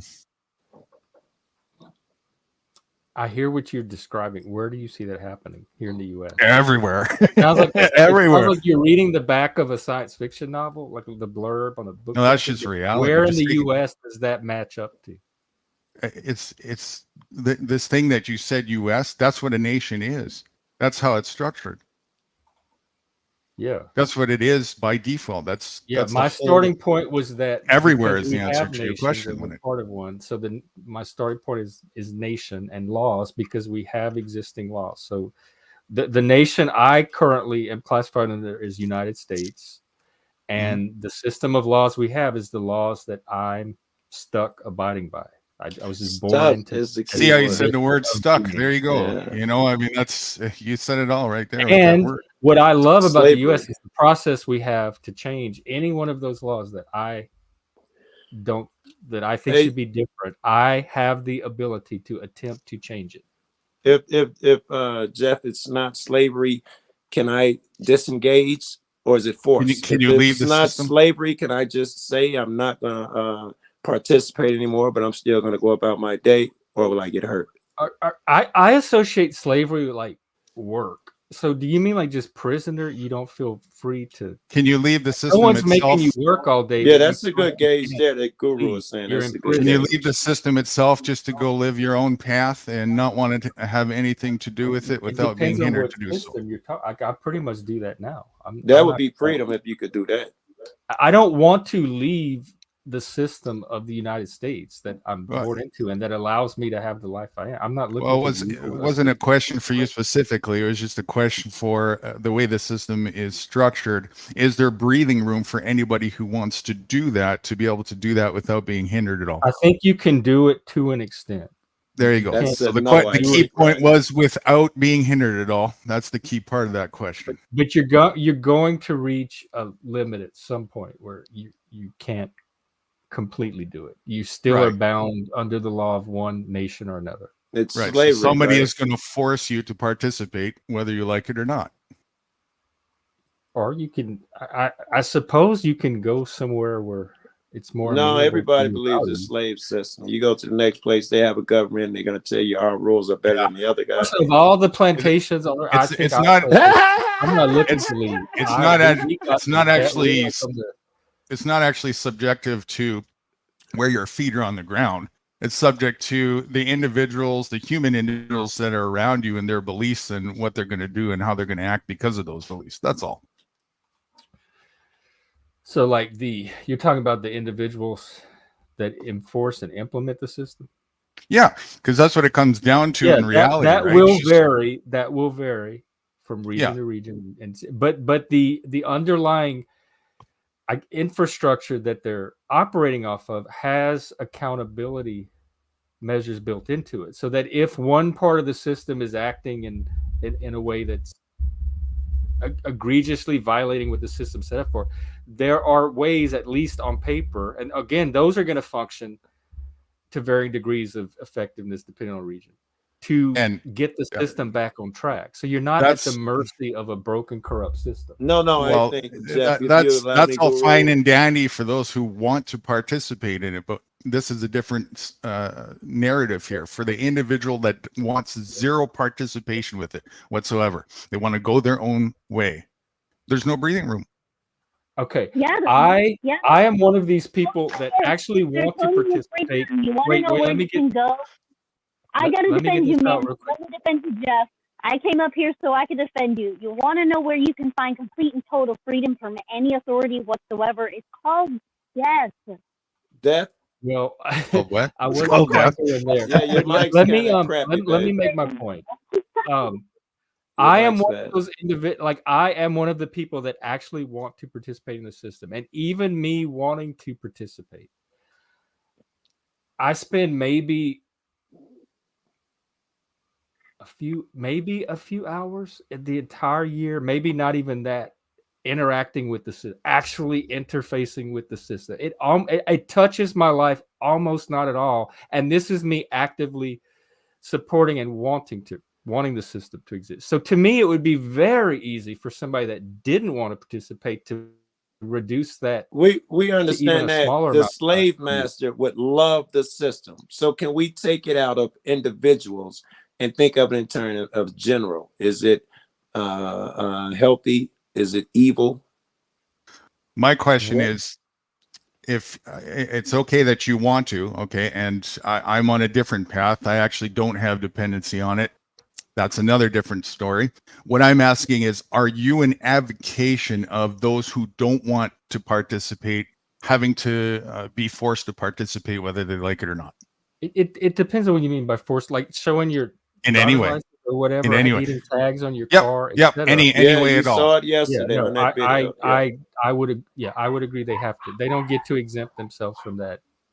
So everybody has to have a license. Everybody needs this is not to have permission. I mean, you can pick the laws you want to follow or not, but you take the consequences for it. I don't think that exempts you from the consequences. I'm just asking your view, if you're an advocation that people have to have these things, whether they want it or not. If that's the existing law. No, I'm asking you. I'm asking you, your view. I'm an not what other people's view is to make those laws. Abiding with the existing law. You're an advocate. Okay, so if the like, law, what are you not doing in your life now that you want to do, or what do you have to do now that you don't feel like you should be having to do? Like, you sound like you're pretty much free. So what part of the system are you even still worried about? I'm not worried. Okay. It's just a commentary on the system. It's not about him. It's not about you. Why you're not more happy? It's about no, I'm fine. I'm totally fine. We're having a conversation about the system itself, the view on it, the justification for it, and so on and so forth. That's all. Yeah. And who's an advocation of that? Well, it depends on what you mean by the system, because it's very large and there's many different parts of it. If you mean the United States, like the nation, the United States, that's the I could go. I think sure. we're talking about. I could go so far as to system on top of that. I could, well, there is, but anyways, I could go so far as just generalizing and saying any system at all. Are you in agreement, an advocate for the idea that somebody at all has to be forced to be a part of a system at all, whether they want to or not? Any part of any system. It's just got really cloudy. Hey, say that again. This is a good question. I don't see how you can avoid it. If I could. That wasn't a question. Can you say that again? Let me think through. Yeah, let him repeat the question, and it'll give you time to think, Jeff. Because my emotional reaction to the question was no. I don't want anybody to be forced to do anything they want to do. Very good. But at the same time, I know that we exist currently in a system that I'm reluctant to give up because I see the benefit of having that system. So I kind of make a compromise. That's fine. Of collaborating with the system to get my needs met and actually that's okay. For my vision for myself. For you as an individual, nothing wrong with that. If someone didn't want to do that, because part of it is they get a benefit from just existing within the system. Whether they what if they don't want the benefit? Yeah, what if I prefer my own benefit? That's what I'm saying. How it would depends on how this would happen. If someone could put forward a case of some kind of option for people that truly didn't want to participate, that convinced me it was workable in some way, then I might consider it. Like, I'd have to see a specific proposal for how that's going to happen. Right now, I just think we're all born into a system, and it's kind of unavoidable, and we work with what we have. You presume, I guess, if your desire is to leave it, and you're able to find a way to do that and not disrupt the system for everybody else, right? I don't think I would have a problem with that. But I still think if you're part of the system and you get the benefits from it, then there's a sense of social responsibility or civic duty that comes with that. 100%. If you choose, If you choose to be a part of something where there's an agreement, absolutely, you know, the conditions are laid out forth, but that's where the rubber meets the road. I'm specifically talking about the line between agreement and forced slavery, where you're forced to participate whether you like it or not. So Either the have slavery consent or part you is have slavery. participation. That's what you see as the slavery. It's No, not the necessarily slavery, working in a the field all slavery day. part It's is having to do certain things. the within slavery part is when you don't want to participate or have anything to do with it, and you're forced to anyway. Yeah, I don't know a way around that. Like, what have people in history done with if they don't like the country they were born in? Well, that's whether there's a some of way them would around find it is another another country, they topic. would I was change just starting with, first of all, whether you We- were an advocate of that or not. And we know what we did here in America, I which don't you're see a a big fan realistic of. alternative because I'm still in the stage of history where there's only been mostly states and nations and governments. So I'm not at a part where I That's can actually why envision I was going to ask, like, what would you guys propose as an alternate system in place of that? By your definition of, you know, forced into, you know, compliance and, you know, by that defining that as slavery, etc. Consent. You know, just talk about what would be your alternate Anything that's just of consent. proposal. Anything that's consensual, where there's no So force. if you feel like doing it, you'll do it, and if you don't, you won't. Yeah, just how cooperation and how do we agreement. organize all of that to make society? So if a person walks Should up to we you use and force asks to you, stop child abuse? wait, so a person can only murder you if you consent to them murdering you? No, that's forced violence, you see. But that's kind of what I'm saying is there are situations in life where sometimes consent cannot be given or like even asked. Like there's and what I mean by that is like, okay, a murderer is not going to ask for your consent to kill you. Right, a murder They're is just going already to that do it. non-consensual. You're proving what I'm saying here. What is That's the what point. what is So- it that you are being So how do you forced to do regulate that? not What is your consent? system of government to regulate that? To keep Self-defense. that from happening? Okay. See, that's Take what I was asking. responsibility Like, for yourself. Learn self-defense. What are you Should we currently use being force to forced stop by child abuse? society to do that you're not consenting to do? You take Pay it to the tax. That's the individual only thing again. is really is taxes. It's They Denizen's just speaking divide- question was a good generalities. one. Or Should you are use you force speaking in to generalities, stop child Jeff? abuse? I really want to hear the answer to that question. Should you use, in your world, would you want people to use force to stop child abuse? Yeah. Child abuse it's abuse. It's violence. It's Okay, non-consensual. but then So you then you have a believe in world the where use of is force. being used. Yeah, in self-defense. Yeah, he wasn't commenting on But that's that. not self-defense. You're not a child. Yeah, in defense of the child, for sure. Right. So the point is, in defense of what defense- else would you be willing to use force? And you've just become, now you're the decider and the arbiter of when force is necessary instead of the Of government. violence. in defense of anybody being forced to do something against their will. That's it. Simple. Okay, but a murderer going to prison or suffering some kind of consequences for their actions is them being forced against their will. What if the child? Take care of it as it's happening. What if the child consents? Then it's consensual. So you wouldn't use force to stop child abuse if the child said it was okay. Well, if it was okay, how is that abuse if it's consensual? Abuse implies that it's not consensual. Some people would say that a So child you is can't incapable of consenting to certain things and that it causes harm and therefore is abuse. This is the horseshoe. This is how the queer theory is going to come down the right. Right? I'd have to, show me factually that abuse happened then. It had to be a case, right? Well, I mean, one would argue that's what we do now. I feel like we're debating The things FBI that, has unfortunately the FBI has the unfortunate job of cataloging video evidence of abuse of children in the form of child content CP. Okay, like people could show you evidence of where a child is being harmed. Well, the federal government that's engages in the misnomer. trafficking of children. That's the thing. The delegation of responsibility of that outwards is a lack of accountability and delegation inwards. That's where people are going sideways, especially in this whole hierarchy structure. It doesn't work. It makes it worse. It's working for me. It kicks the can down the road. It makes excuses for the violence. Yeah. Yeah, that's why I asked him, Chuck, what is he being forced to do that he doesn't want to do? I am being forced to here's a good one. I am being forced to pay money and be at fear just to go drive and see my friend. How are you being forced to buy a car? It's not like you need to drive to work every day or buy food. I'm not saying I was being forced to buy a car.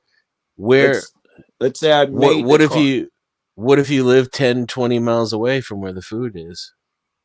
Then what? Then I don't. And how do you buy that? Food. How do you buy that food without? I'm not gonna buy money? it. I'm gonna go pick it off of a tree, or kill it, and skin it, and eat it. Well, then I guess you agree with the person that no one's being forced to do anything. No, I am being forced to do it someone else's way. If I do that, I won't make it 5 blocks before I get pulled over and someone says, "Where's my money?" It is legal to hunt, you know. Yeah, but their point is that no one forced you to buy the car. I thought, no, that was not my point. He asked what I'd like to do. I'd like to go visit my friend without being feared I was asking or you, preyed but on. he never answered. It was the question asked in the chat and then repeated by Jeff.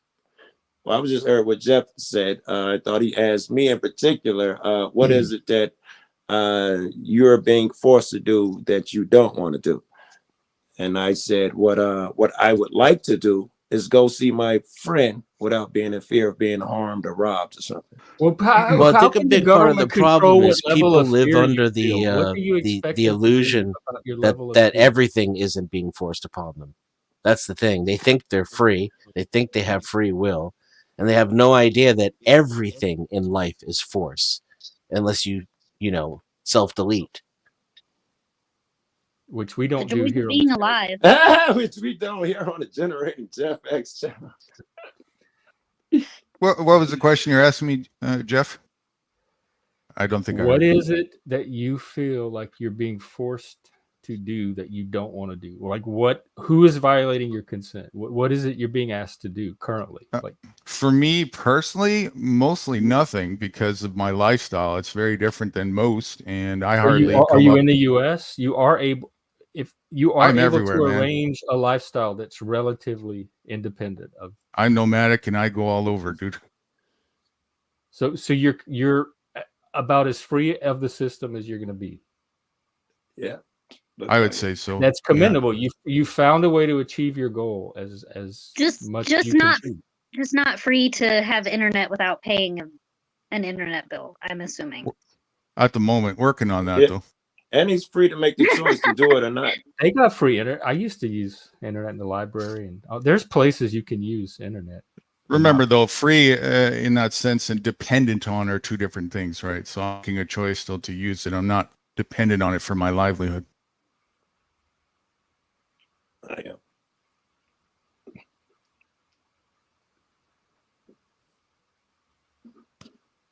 Yeah. I think that's healthy. I think self-sufficiency is healthy. Exactly. And this is exactly why me and my husband are wanting to build a cabin and go hang out in the now it's a sacrifice.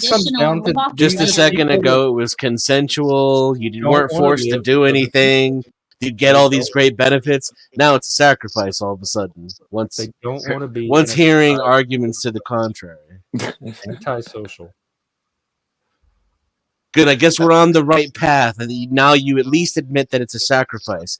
I'd like to get you farther over on the side where you realize you're completely enslaved and it's a brutal boot on the back of your neck, crushing you into eternity. But, we'll get there slowly over time.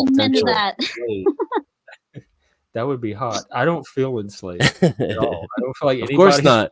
That's how they do it now. the whole like enslaving people right in their face shit didn't work out. People they kept dragging Massa out of the house and cutting his head off in the middle of the road. So they got this new shit now where you think it's a fucking benefit and you ask for it and you say thank you afterward. It's working way better. He doesn't need a safe word. He just doesn't need a safe word. That's all. It's okay. I don't. You know don't what get I'm a safe being forced word. to do. Not Like, with the I'm here live streaming. The safe word is "fuck you, pay me." That's the No one's safe forced word. me to be here. Right. That's No a- one's forced me to eat whatever I choose to eat today. Like, I don't know what I'm being forced to do. You keep bringing it to you, Jeff, and I will say again. Well, he keeps like wait, he keeps wanting to convince me that I'm enslaved, so that's why I'm bringing it back to me. I know, and it's convenient for you to But bring it to you. it doesn't have to be a bad thing. The fact that you're enslaved, why does that have to be bad? You like it. If his claim is I am enslaved, and that's what he's trying to get me to see, There's I'm asking him how I'm enslaved. What is it? There's a lot of people that play BDSM and are subs, and they love it, right? Right. That's I do also believe that, like, as far as it goes with like our like, just for the sake of like the conversation, I honestly do think that like some aspects of enslavement as we're currently defining it is a mindset, really. Right. It's like words are mindset. harm and violence. Everything's slavery. Everything's harm. Everything's violence. Everything's racist. It's the word slavery has gotten stretched from a very specific meaning to anything that feels like slavery. It's a feeling. Yeah, so has abuse. I don't think it feels like slavery at all. Has been like. Well, then what am I? I think you feel empowered. That I am a slave. You're going to have to convince me that somebody is controlling what I do. According to the letter, absolutely. you can't be a slave. We're all being controlled, brother. Yeah. You are born unto this world without a choice. Choices have already been made for you before you even came out of the womb. Born into a body that I have no say over either. There's plenty of constraints that I was born into that I accept as a condition. Yes, and some of them are external and created and enforced by the system. Right, and I accept. We are all meat popsicles. Most of those, and deliberately so in order to control you. That is their main purpose of the system is to control you. You are paying tax. Someone is forcing me to sleep late, wake up every day, turn on YouTube, play around on YouTube. And I mean, that might be why you have somewhat of a unique perspective, Jeff. A majority of people are forced to get up at 5 o'clock in the morning and drive an hour or two to a job that they hate. You know what I'm saying? So maybe your perspective. You put an agenda in there. Sometimes there isn't always an agenda at play, and I think you're trying to like retrospectively insert an I think the agenda is to keep you ignorant and docile while you spend at least 40% of your time directly paying into the system that forces you to work for it. On a YouTube panel. What does that mean? Not to mention a system. I don't understand. What does that have to do with my argument that I'm on a YouTube panel? Not break that down for me. You literally just said that could be Jeff's problem because with his mindset because he's going on YouTube, and you're literally that he's not forced to work every day. Forced to go on because I'm controlled. Yes, I don't realize it. He is forced to. He's not as forced to do as much as some people. Do you realize there's superficial scarcity in the system you're operating?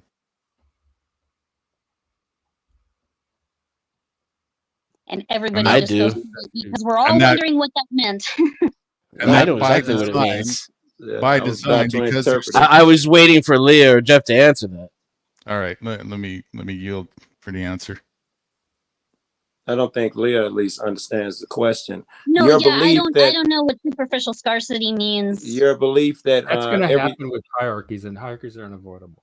So it's artificial. Yes, you realize that. So that's a yes. There's no inequality.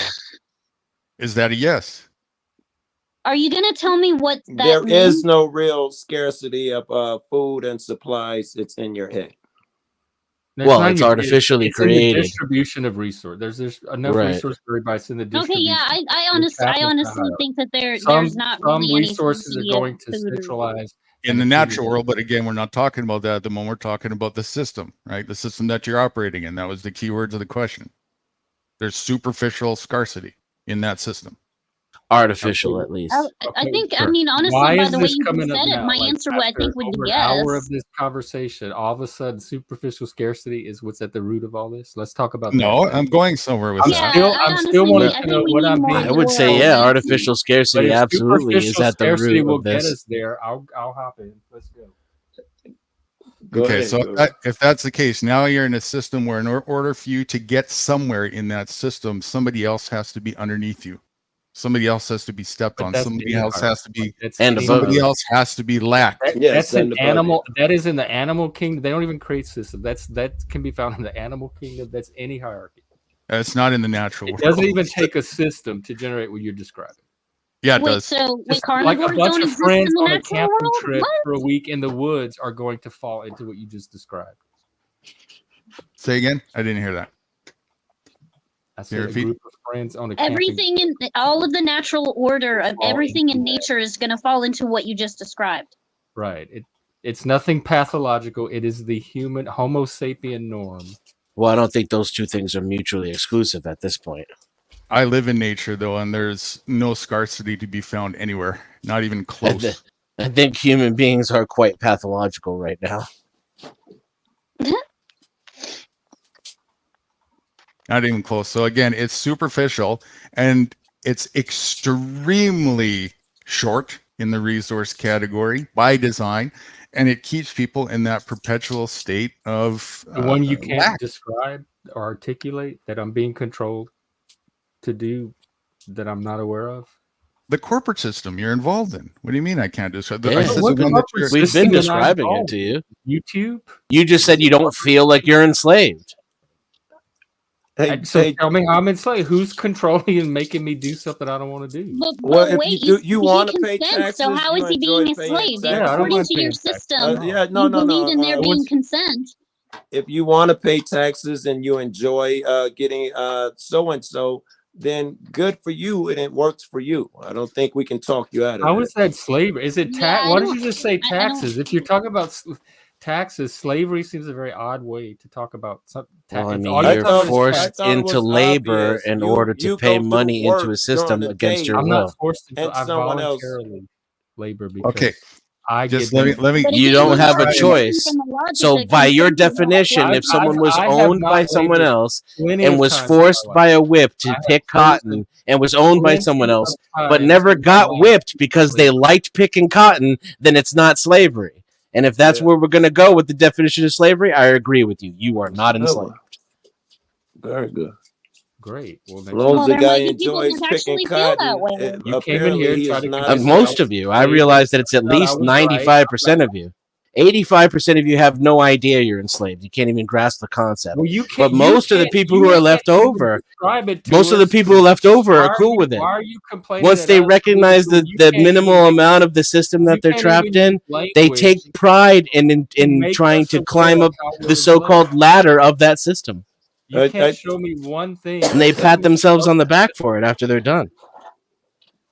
Okay. I think we keep going back, Jeff, at least with you, was to prove that I'm a slave. I think we agree. I think that you're not a slave. You're free. You're doing exactly what you want to do. That's what he was saying. He is saying not. And I just don't. No. If you're if you don't have to get whipped in order to pick cotton, you're not a slave.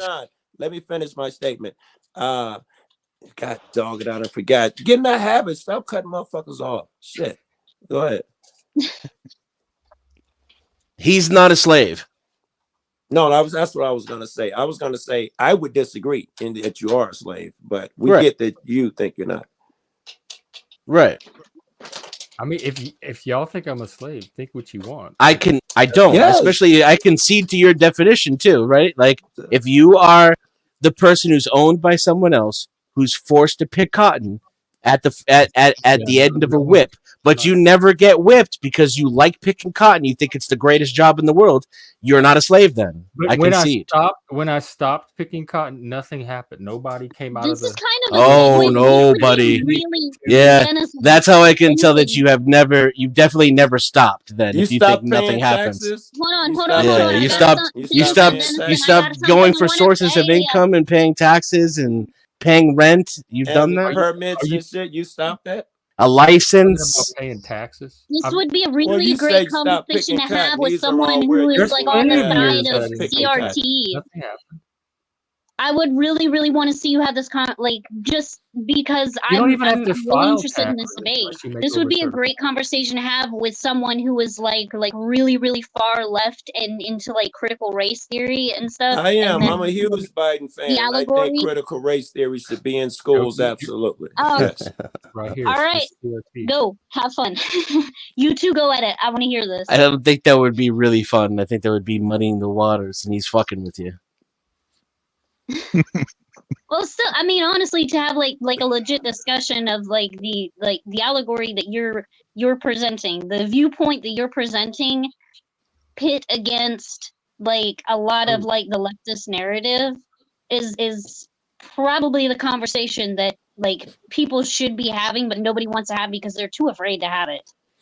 Because everybody has. Can you play devil's advocate and give that side of the? Is there a master I should ask to get a refill, or can I just go up because well, you're not allowed to use the toilet. You have to go pee outside. Anytime I wanted it, but now you got to go pee outside though. You can't use the toilet. I own the toilet system and the sewage. That belongs to Massa. Because nothing's been happening. Like, there's been no consequences, so it's a pretty like go outside and pee in a bush, and then if Massa comes along and sees you peeing in the bush, you might be in trouble there too. I pee outside all the time. Hey, we're gonna get along with the get back. I guess maybe you are on a plantation. I'm not. I've never been on a plantation. You don't know because you live on a plantation, bro. They put a worse plantation on the left of you and the right of you. And told you, hold on, Jeff. And they told you those masters are more evil. They're horrible. You got it great. You believe that, but you're still on a plantation. You just think it's a better plantation than the other two. I love. Yeah, they make it. Wait a second. A second ago, you said you don't live on a plantation. Now you say you love it. Which one is it? It's like a masochistic. I do not live on a plantation, but if you're insisting that I do, if my life is a plantation, I love it. So I love your version. It's that simple. All you have to do, it's like the Matrix, right? You know, like we tried to make everything great, but they just kept waking up. Can I go get my refill now?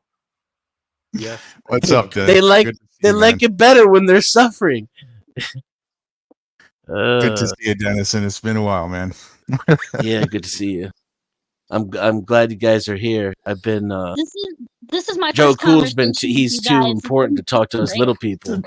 Apparently, right? Say again, Leah. I was just saying this has been my first conversation with both you and NudeGuru, and it's been great. They're good friends. And nice to meet you too, Leah. Leah, I'm interested more in how you think the conversation would have went different with leftists because Jeff is pure status. I don't know if it's right, left, whatever weird. Yeah. Well, because right now we're kind of in an area where like colorism is making a comeback. So I honestly wonder how the conversation would go with someone who is Caucasian and being the epicenter of the conversation about slavery. And I mean, I can kind of sum up and think where the I'm the only brother up there, and I talk the least. You just saw white people being at the epicenter of a slavery conversation. She means the left one, though, right?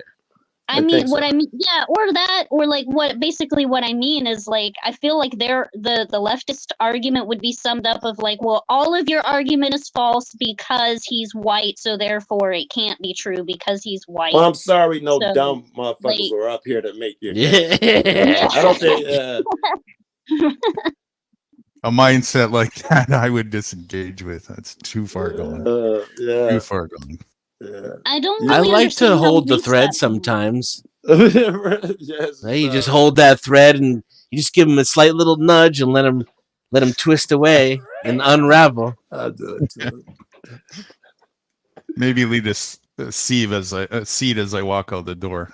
I feel like the general mentality has been so dumbed down Or maybe it just is dumb. I don't want to, you know, speak nostalgic about a time that I never fucking lived in.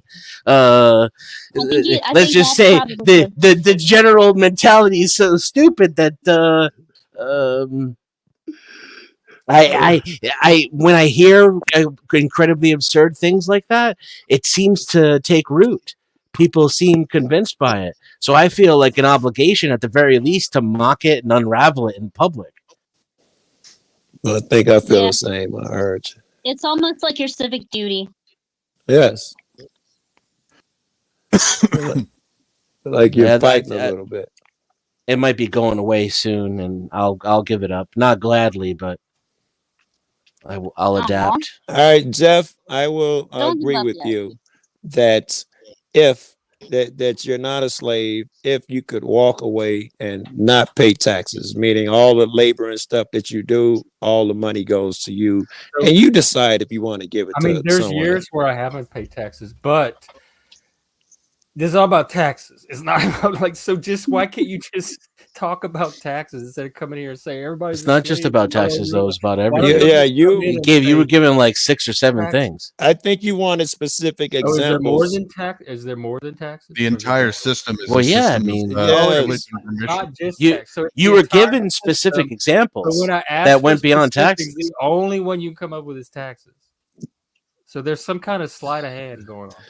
All right. Yeah, it's like magic. Yeah. Yes. The entire system has you a slave. Okay, what taxes? It's just that when we give you examples, you like, I love those. I love picking cotton. When we give you an example, I figured I'd come with one that you wasn't so enthused about. That's why I just picked taxes. But don't worry, at the end of the day, Jeff, you can't be a slave because according to the left, you're white. So no matter what, she needs a leftist up here. Chuck, please tell me you're a leftist. You'll make this world's day. No wonder. Hey, Chuck. She's down to argue with a leftist. I don't even know if they exist. They wouldn't rear their head in here, I'm sure. I got confused. They would they honestly wouldn't want to jump in this conversation because censorship on there. They would block out all the things they don't agree with. They would just walk away and be all right, let's do it. That's what I was alluding to earlier. It could be illegal for me to express my opinion. Why? They're literally making it illegal in other countries, man. Like YouTube illegal?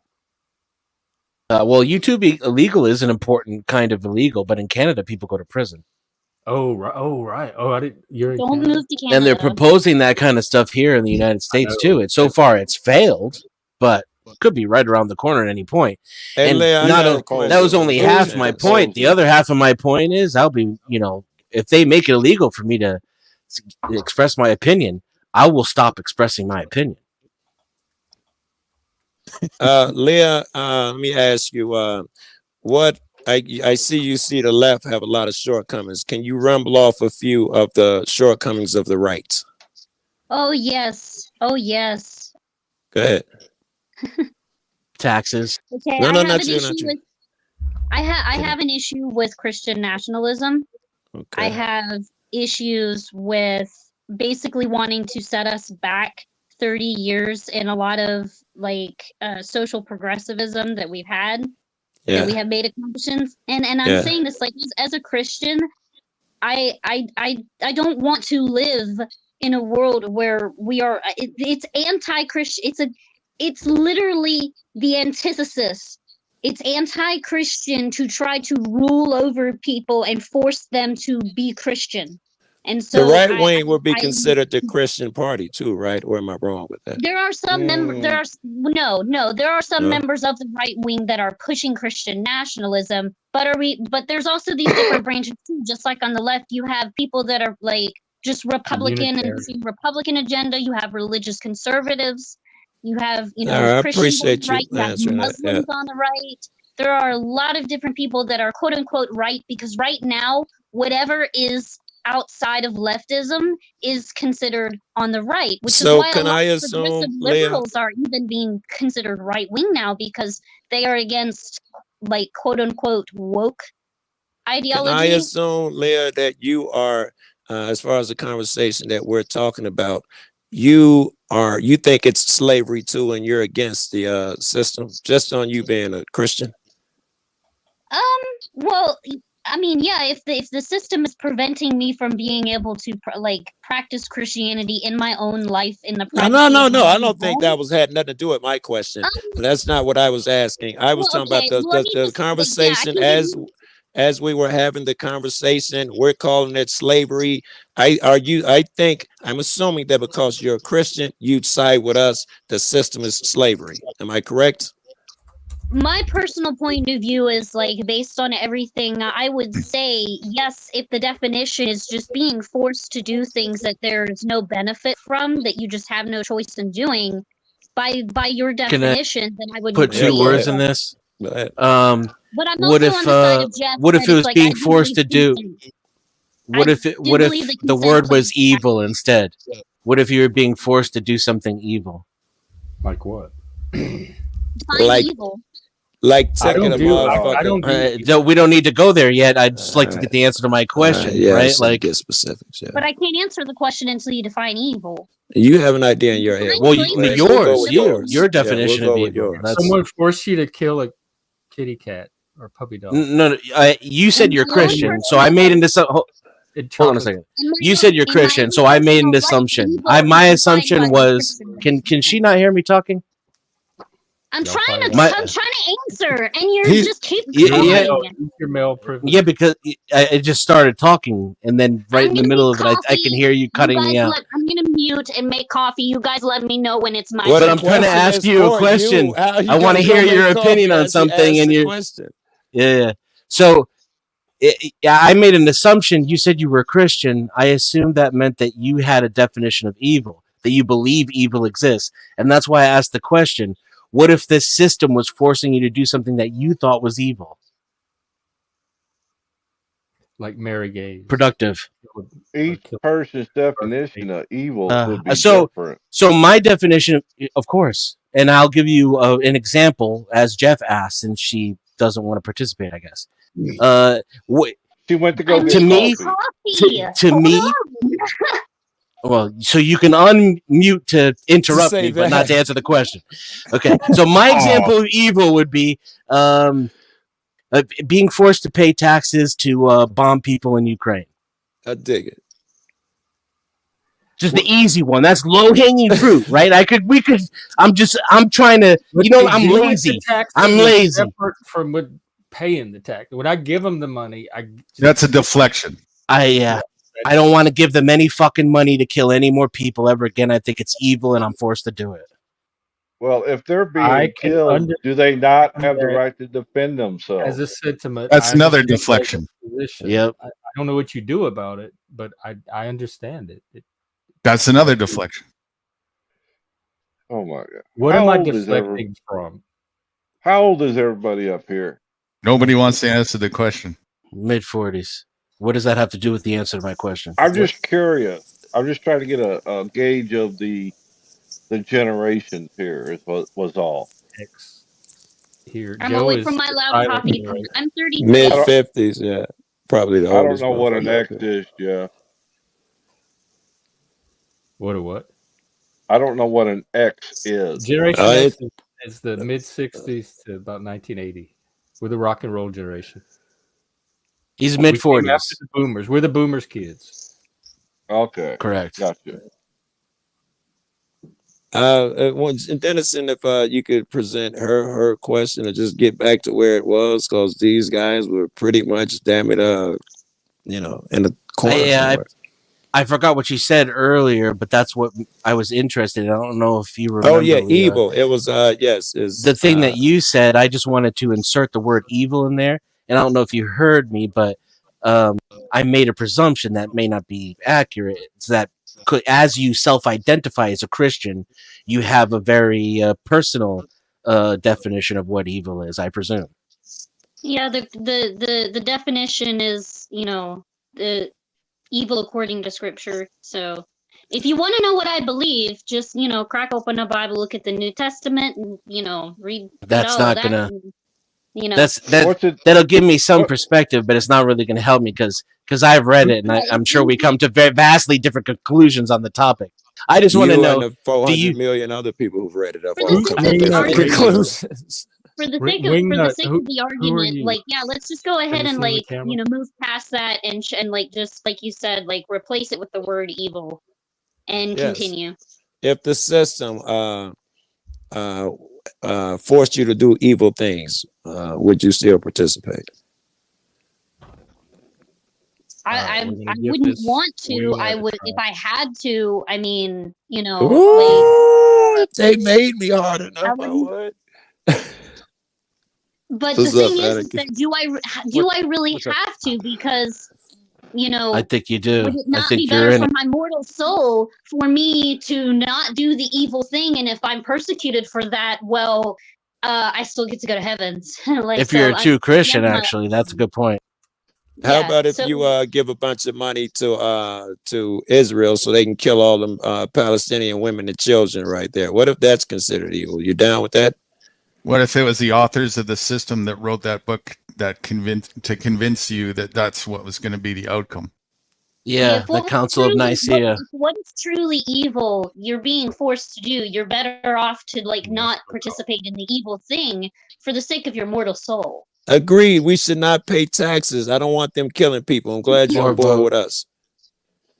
I don't like the fact that we have a tax system that does not allow us to choose where we want our taxes to go. That's freedom. Sounds like slavery. Right. Slavery versus freedom is what that sounds like. That is so ridiculous. At the end of the day, that is exactly what it does sound like. That's why I think like by that definition, like consensual taxation does make sense. But, consensual taxation, if there was such thing, would be okay. But isn't forced taxation forcing you to make purchases whether you want it or not? Or evil, as we just said. If you don't want to pay taxes, then go live somewhere else. Is there anywhere where you want to pay taxes? Is there anywhere that you can go where you don't pay taxes? Somalia. Is there anywhere that by a warlord? Is there anywhere on this planet that is not considered a plantation in a sense where you have to live under some kind of rulership? And you can hide in Greenland. Jeff, that right there, Jeff, that idea where you have to go somewhere else where there's no breathing room is what I was saying right from the beginning. You feel oppressed by you're forced to comply. I don't find that oppressive at all. I mean, good for you, man. It's like it still doesn't change that you're forced to do that if you want to. Yeah, like you're cool with it, man. I envy you for real. I do understand the idea, the narrative that if you give your money to this entity and you see them doing all of these horrible things that you don't approve of, I understand that part of it. Or how about just being forced to have a service, whether you want it or not? So. That's what Are you Christian, Jeff? You're atheist, right? No, I'm a Satanist. Unless you consider that not Christianity. Do you believe in evil? Yeah. Very good. So do you think it's evil to what we're? You think the CIA and the military is up to some evil shit with your money, with our money? No, I think it's for our good. I decouple paying taxes from what the CIA does. Like it's that's not like we got to tell yourself, right? This story in your head, you're like handing money to Uncle Sam, and he's handing it specifically to the CIA and saying, "Here, take." No, this we prop up the CIA. They can't exist without us. They cannot bomb all those people without us, brother. I guarantee it. And of course, we build all the bombs. We make all the electricity. We keep all the whorehouses open. We run all the churches. You can't. We prop it up, bro. That is tax. They are tax exempt, so that is definitely. Like the government's paying for the lights to be staying on, and there's also public donations. But yeah, no, we're in a fascist society in America. There's barely any separation between any of our institutions. But we're also free to not be religious. I think Jeff has a good point over there. I think Jeff had a good argument there. Go, what you say, Jeff, about the landlord? I said I don't know what my landlord spends my rent on. He could be spending it on child pornography or strippers or illegal drug, whatever. I have no idea. When I hand him that rent money, I have no idea what he's doing with it. But you made a consensual agreement with your landlord to pay for the place that you live in, right? You made a that's consensual service that you wanted. Yeah, you paid for a service or a product that you consented for, and you made an agreement with that So other person, you right? want to have been born in a country where you don't have to pay taxes. Good luck. That doesn't exist on planet Earth. I don't know if that's true. You're agreeing Actually, about it does. something That's that no irrelevant. humans ever had. If it's not does. tax That's dollars, irrelevant. how do people get paid for their services? Like, if we don't give them our tax dollars, how like that's kind of my whole How thing. can with, we like, have roads unless we blow up Palestinians, Joe? Who's gonna build my roads? If I can't kill Palestinians, how am I supposed to drive to the 7-Eleven, Joe? It finally got there. Who would build How would the I roads? ever get to my job if we didn't have roads? Who would build the roads? So in your world, where do doctors and hospitals and every place like that get their money if there's free healthcare? What? That's socialism. Free healthcare is socialism. I mean, okay, but if you want free healthcare, it'd be from the same place where it's coming from now, the government. It's not nothing. They control everything. No such thing as free. They just took it up front from the people through taxes. It's definitely not free healthcare. Yeah. Freedom is just another word for nothing left to lose. I said it's not free. Freedom is another word for quoting nothing Bobby left McGee. to lose. I dig that. Yeah, Bobby McGee was one of her best tracks. Oh, that's it. Janis Yep. Joplin? Yep. Wasn't it? Yeah. That's when I found my freedom. I got nothing left to lose, man. Do your worst. All right, just quick roundtable question. With the exception of self-defense, is forcing somebody to do anything against their will moral? Moral or legal? Because moral. Currently, the state has a monopoly of force. So anybody Christians, forcing God anybody to do done anything kind is of- Now it's acting deflection, outside of deflection. Is it moral? Yes or no? It's not a Christianity deflection. You kind of can't come is. here and ask a question and then call our But- attempts to work through an answer a deflection. I don't know. I what asked you're yes looking- or you're on- I asked you're on I the asked wrong yes channel, or because no. I Yeah, it don't know might what be a you're good looking idea for him to in an be answer. muted That's what we after do he here. is. Yeah. Someone throws out a topic and we discuss it and we tease through all the different little. Jeff, you might have to I'm not use the denying the mute button discussion. sometimes I so that welcome you can that. I'm answer the asking question. So a if you straight- want a panel where you can just ask a question, is this moral? And we all go around and say yes or no. That is not the panel you're on. So you don't want to answer a straight question, a straight answer to a straight question. You know, I'm not. It's not a straight I'm not. question. I gave you It my is. answer. It's a yes or no. What was the question again? I Moral. forgot the Define morals question. differently. Is using force outside of self-defense moral? Yes or no? Yes. That was a straight question.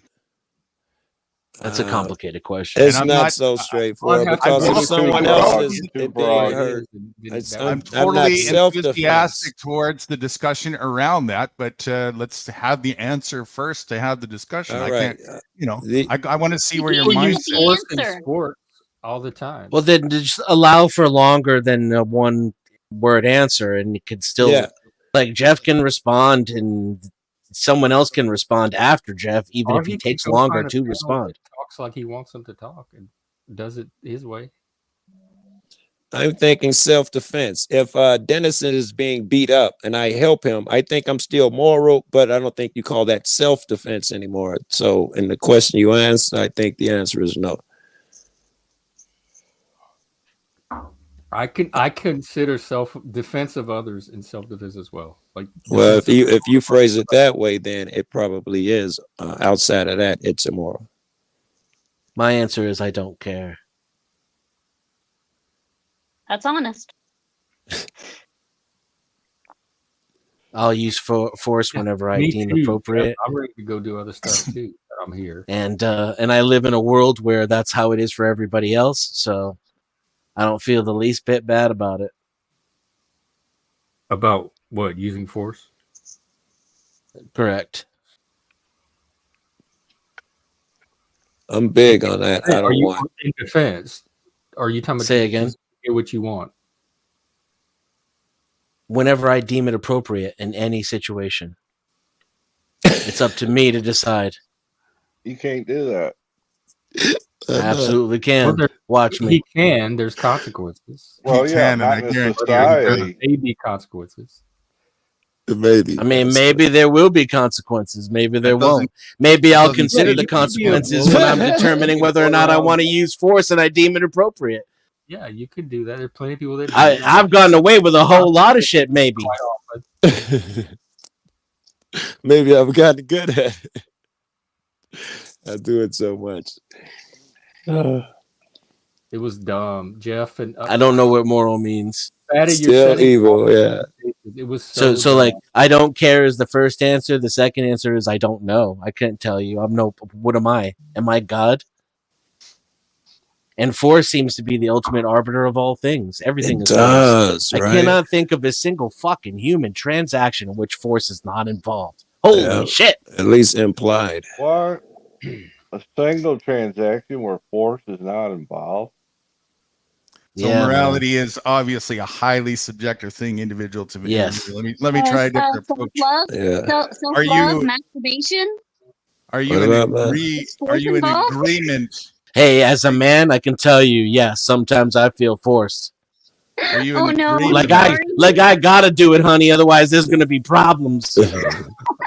Oh my God. Same question from a different angle. Are you in agreement with forcing somebody against their will with the exception of self-defense? I'm not again with forcing anybody anything. I don't even want to force you to take my opinion for a thing. I'm partial to persuasion myself. Force is I'm okay with persuasion. Yeah, it's crude. Is persuasion? It's a dull tool. You know what I'm saying? Yeah. I don't think persuasion is forcing somebody against their will. Right. I think it's fair. I mean, watch me do it. If you're doing it though, somebody's engaging with you, right? Yeah, but you know how I feel about free will there, Nudie. So let's not chip away too far at that before we'll get off track. Yes, I've been hoping we avoid that all day. Yeah, I don't want to go there either. That's not the intent. But still, if they're engaging with you, it's by choice. They could walk away. Right, but I don't believe that. You don't believe that what? You're asserting a premise that I do not accept. I don't think people are really that conscious about whether they walk away, stand, whatever they do. Oh, Jeff, is this guy related to I-Fi? I said that when he first come on, that I thought I heard I-Fi's voice. No, he's been around for a while. I've seen him long before I-Fi showed up. Me or Nudie? Yeah. Nude. You. I'm sorry. Denizen. Yeah, see, they're disagreeing, though. Chuck meant me. Right. Oh, Denizen? He meant Denizen. Yeah. It's just another way of saying that what I say upsets him. That's basically what he said. No, not a bit. You just try to make an argument out of anything that is said. Right. It sound like Denizen was correct. You see arguments everywhere. Contrarianism. It's called contrarianism. I'm not a I mean, I will say I'll definitely qualify as a contrarian because most people are fucking stupid. That's not my fault though. And I wasn't making an argument about anything. I was avoiding an argument with my old friend here because he knows I don't accept that premise. I certainly know it doesn't, and I know how long that conversation is. And it's a good one. Speaking of the plantation, I didn't give you the day off. What are you doing? Me? I don't make a good slave. Joe. No, I'm talking to Joe. But you are a slave. You just don't know it. You're not aware of it. I'm aware of it right now. I am a slave right now, correct. And the fact that I'm aware of it affords me a lot of freedoms that some other people don't have. Platform. Yeah. Slave to the streets. I know I went and got my fucking slavery papers, my driver's license, permits, and documents in order to do some things I wanted to do. But you can be a slave to the labor. Like it wasn't no 16-year-old thinks it's slavery when they get their license. They're so excited to get their license. I hated it. I only got it because I was forced to. I'd been driving way longer. I waited as long as I possibly could to get my license. I was probably 12, 13. My mom not to let me get one. Like, don't let him on the road. He's not ready. I can understand that. I was like 21, I think, when I finally got my license. I didn't want to be registered with the government. You know, I just wanted to drive. Oh wow! Keep to myself. So even as a teenager, you were. All right. Yeah, I've been like this my whole life. What? As long as you can remember, did something happen? Mm-hmm. One of the first things I remember happening was I started getting an allowance, and I started studying what was on the dollar bill. And after that, it was all over. I never believed any of this fucking shit. After that, it was done. Wow. Once I fucking learned what the Federal Reserve, I was like 6 or 7 years old. I rode my bicycle to the fucking public library and started researching that shit. And within weeks, I never believed another fucking thing any of these fucking liars had to say. What makes you think that information you read was true? It doesn't matter if it is or it isn't. What you learn from that is that you're being lied to. And this system Hey, bullshit. let me ask Jeff, and it's still on the top topic. Do you believe what if the system, and do you believe it's been corrupted by like the Federal Reserve is taking over shit, big bankers taking over shit? Do you even believe stuff like that? No, that's a conspiracy. Okay. I didn't hear the first part of your question, but any system is going to have some degree of corruption in it. So now it's inevitable. Not even what if think that see the progress we make, Joe? I'm from Louisiana and I lived in Vegas for 18 months from now. Well, right. He'll be storming the Capitol. Jeff, But I'm what gonna was the head first out. part of your question, Joe? I'm gonna head out, Jeff.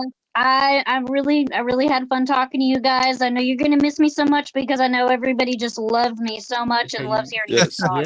Yeah, I do, Leah. I enjoyed meeting you, Leah. I miss you already, Leah. Oh, I'm sure.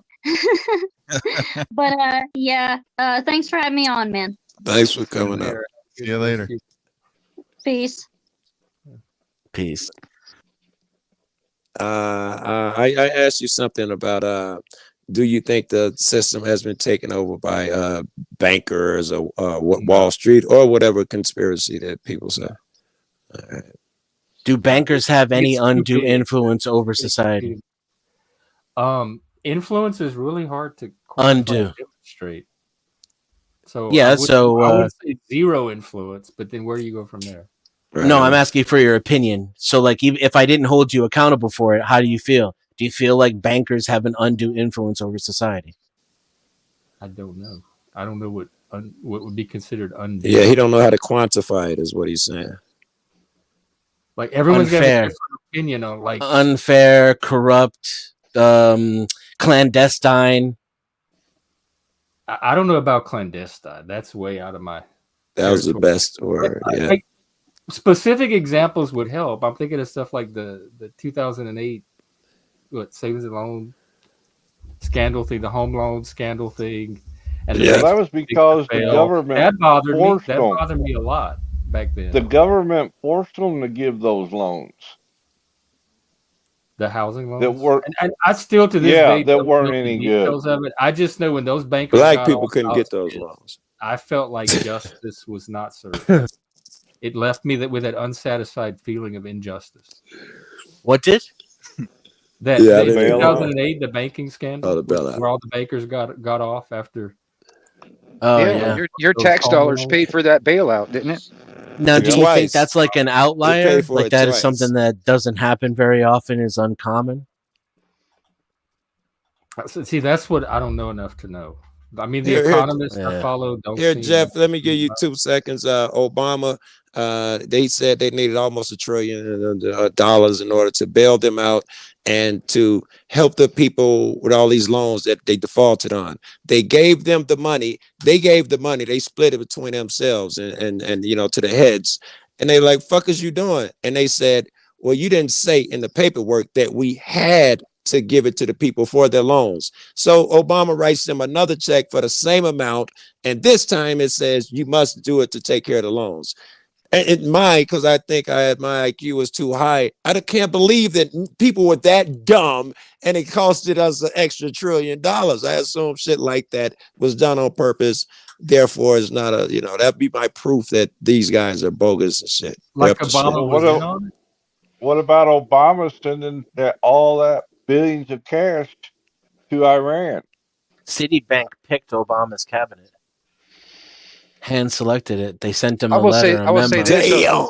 when Obama came into play, I am now forced to pay insurance. Before it was mandatory. It Oh, wasn't that's mandatory. It dope. was actually Oh, voluntary.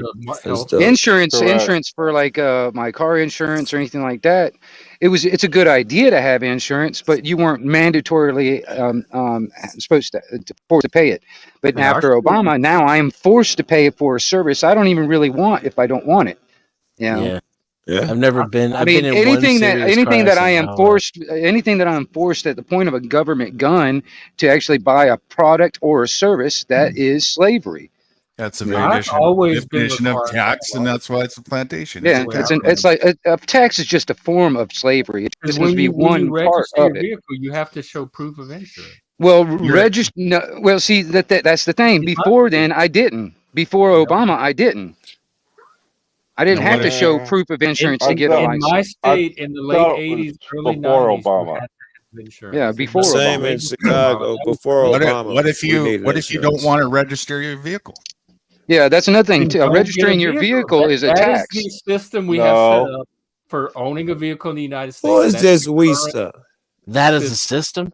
That's I'm- it. That's the justification for it. It is what it is. We don't have a separate system for people that want to own cars but not follow any regulations. We have What one about just system. This is being in America, the though. One Everything's so driving spread car. far This apart. You is need a the- car. These are the rules of participating in that. Hey, we ain't not Rule. mute So when you're not talking for a by second. I getting a want to see if license on that's a car, your you mic tripping. consent to that. The That's very probably definition my- of rule Consent is to the it, and opposite don't of buy a consent, car, so that's not Don't consensual. try to register a vehicle.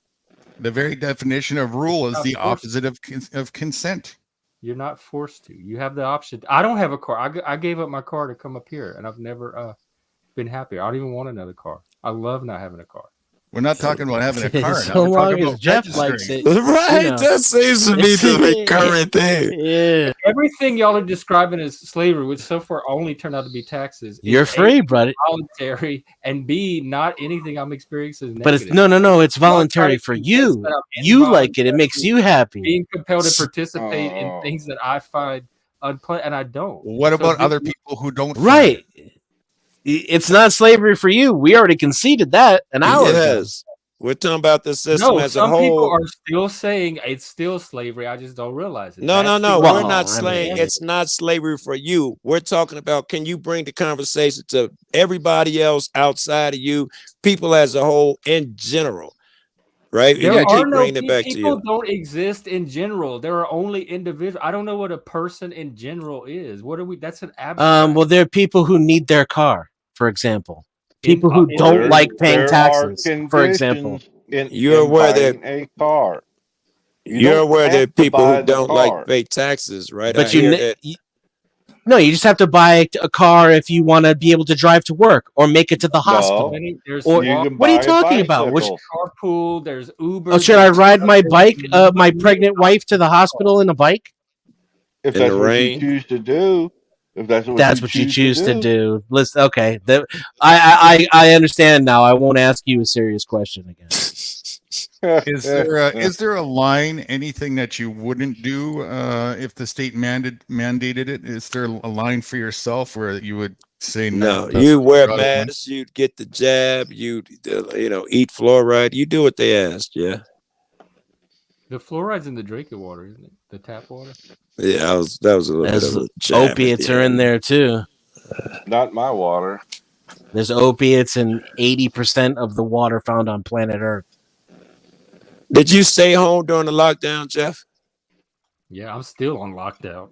I haven't. I'm not doing anything different than I did during 2020 COVID. Like I'm still living out of my bedroom, working online, everything.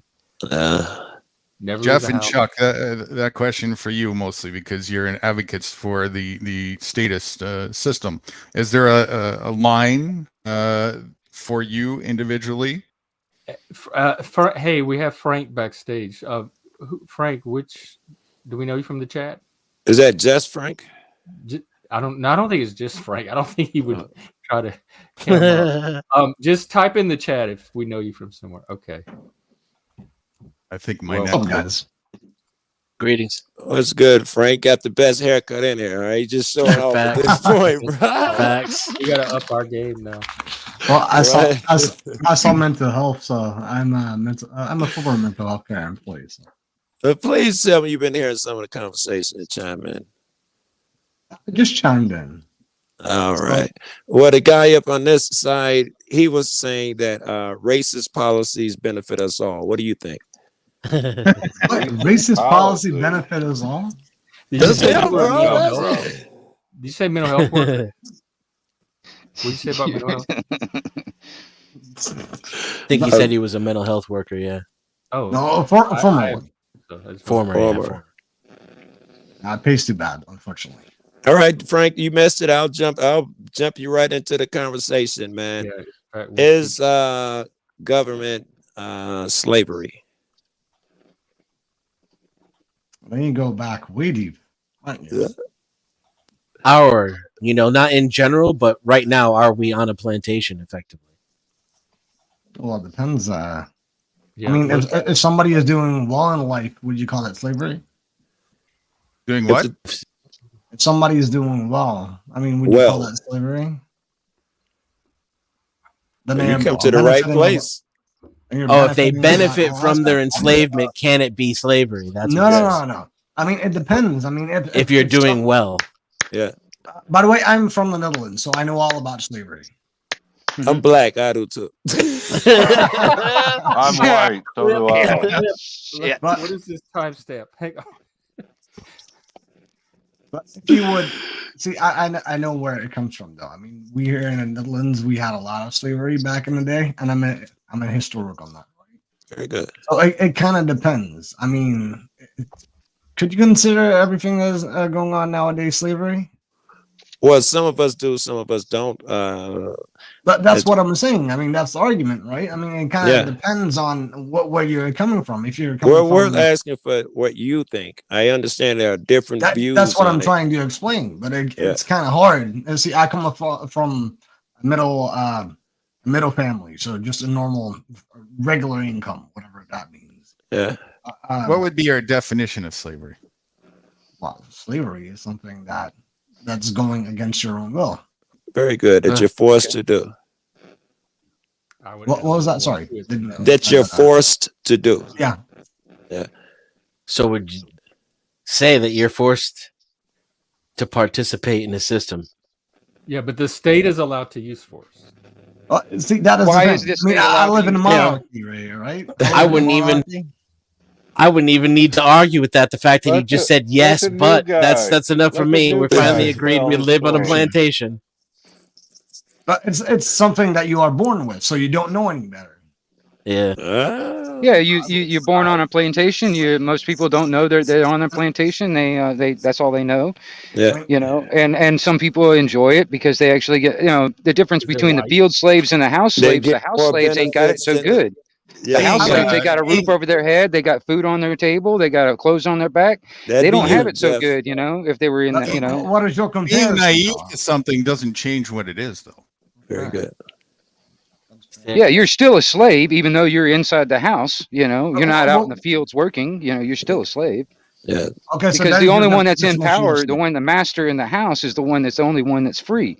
Nor does it change the consequences of that. A naive child who sticks scissors in a light socket gets electrocuted. He doesn't get a free pass just because he was naive to it. What is your definition of slavery? I electrocuted myself. Same as yours. You had a pretty good one, yeah. I'm not. So the same as mine. So that is the standardization of what we are comparing. Pretty much forced to do it. I don't know if I'd like to hear others. Jeff, are you in agreement with that, or do you have a different view for what slavery is? What about yours? Being forced to do something against your will. No, I think it takes more than that. I think it's like an organized system of labor, et cetera, et cetera. I think it's we got that too.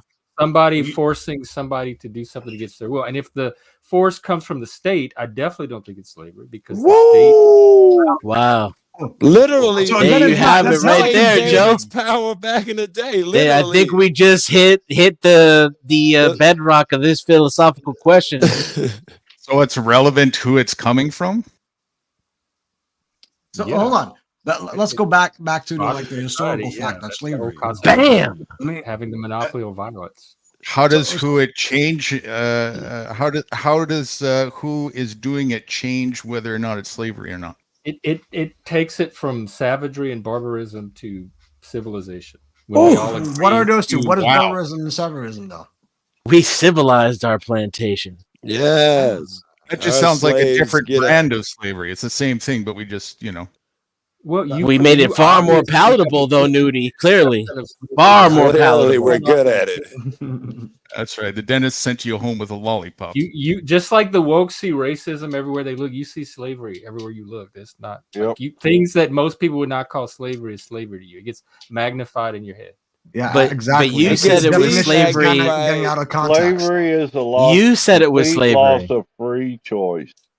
I'm trying to see what you see in your head. I know what I see in my free choice. Well, then even I wake up in the morning, I do what I want. Enslaving the Africans wasn't slavery either. Nobody ever interferes with me or tells me what it seems like the opposite of slavery. So it couldn't be further removed from slavery. I'm interested in what Guru just asked. Can you give me a definition of slavery? What if I did nothing wrong? Cops knocked at my door and threw me in jail for 3 months and didn't even tell me what I was arrested for. Is that slavery? And had me working in the kitchen. No, that's not slavery. What about this? What about working in the kitchen?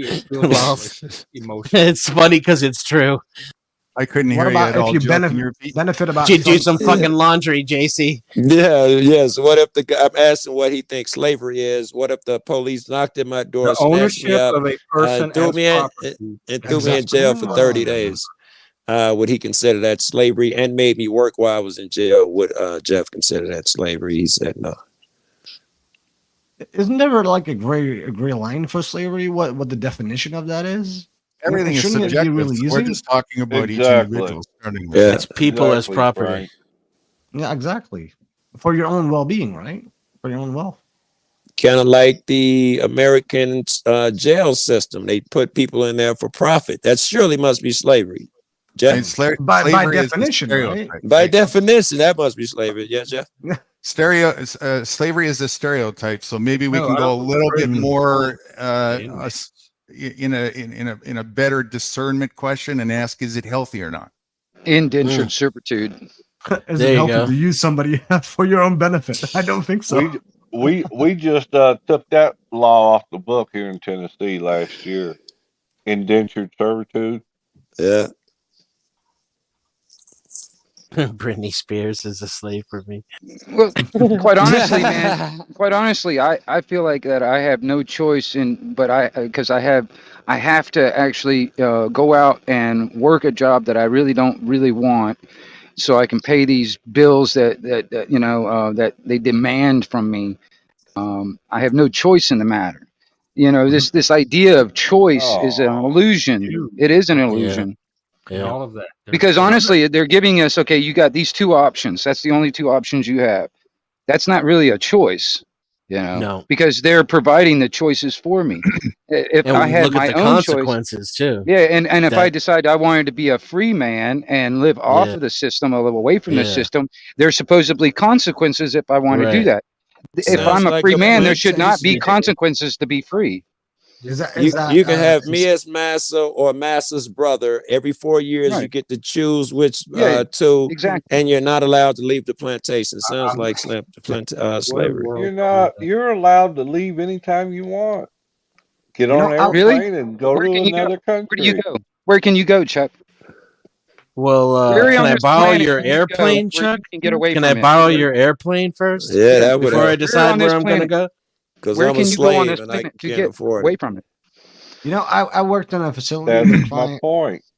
I worked in a facility with clients that had either high IQ or low IQ, and those people got all diagnosed. And I wonder sometimes that, what if these people figure that just because we live in a standardized world where we make up our own rules, if those people do not feel imprisoned, isn't that technically slavery? I missed the first part about the pilots. They had some had a low IQ, some had a high IQ. You must hold on. So I worked in a facility, right? It was an open facility between jail and people just in normal society. Gotcha. And I Like a wonder halfway house? sometimes. No, just an open facility. Okay. So I wonder sometimes that even though if these people have low IQ or high IQ, we are the people that standardize those IQ tests. So we are in essence the people just living in a society that make up the rules. So we are the ones that are technically forcing enslavement or not enslavement. In that sense, I would agree. Yeah. Who self-qualified themselves with the IQ to have the right IQ to make up an IQ test. Exactly. Yes, that guy is in the wrong. And how IQ tests. I mean, philosophy is technically a further standard on psychology. So, yeah. It requires the belief. It's all it is, right? It requires a belief, 100%. Right, which is the 3 foundations of indoctrination: belief, trust, and faith. You got that down, you got that set. That's how it works, right? Because now you can gaslight the shit out of people, and they'll not only fall for it, they'll love it, right? They'll embrace it, beg for it, defend it, vehemently defend it to the death. They'll defend it, absolutely. You know, I cover a lot of true crime stuff. I have my own true crime channel. Yeah. And, you know, obviously there's a standardization of what is wrong and what is right. I mean, let's be honest in that. Even that's subjective, but yeah. Yeah, it's fair enough. Everything can be subjective, though. Absolutely. But we get you, but, you know, yeah. I think good and bad is objective. I don't think that is subjective. The closest thing that I found to not being subjective is healthy. I think good and bad is. But what is healthy? What is the standardization of healthy? See, well, if you look at the results, you can see, is that causing ill health? Is that causing something harmful? You know, it's it's not perfect, but it's the closest thing that I can come to an objective, self-discerning view, right? Is healthy. If there's better, bring it on me. You know, I like to add as much on the table as there is to that, but that's the least sort of judgmental, biased outlook I could find. That's fair. Hey Jeff, if the government decided we need room to expand, so we're gonna knock out all Canadians, take over, because they can't fuck with us military, and we're gonna bring a bunch of Americans in there. Now, government a bunch of people sitting in a room making decisions that they're feeding top down to the rest of us, because the government is us. That wouldn't happen without a process that we very good. Well, let's say that the new party came in, they're called the Tyrant Party. They won 51% of the vote, and this is happening. Your government is now moving into Canada, kicking motherfuckers out their home, putting Americans in there. Are you still like, I'm down, it's the government, whatever they do? Have to know the details in this scenario. I think the answer especially is in the current system, you're not even behind that. You're trying to get an obvious no, okay, then finally it'd be too much, but I don't think that's the real answer in this case. I think, yeah, sure, that's just another Tuesday. It's likely, yeah. Why should the state have monopoly on violence? Because that's how modern civilization is set up. Okay, so whoever's got the biggest, whoever's got the biggest, because it's like when your mom can't think of a reason. But currently, that's how we do. So whoever's got the biggest stick is in charge. That's what it might makes right. It looks like it. Yes, might well, it depends on how you mean it, though. Their own hands. So it organizes and regulates the administration of justice. So hold on, are you questioning authority or the hierarchy of it? Don't you think the police? That's why it's called authority, because they have the authority of you. That's why they call us citizens.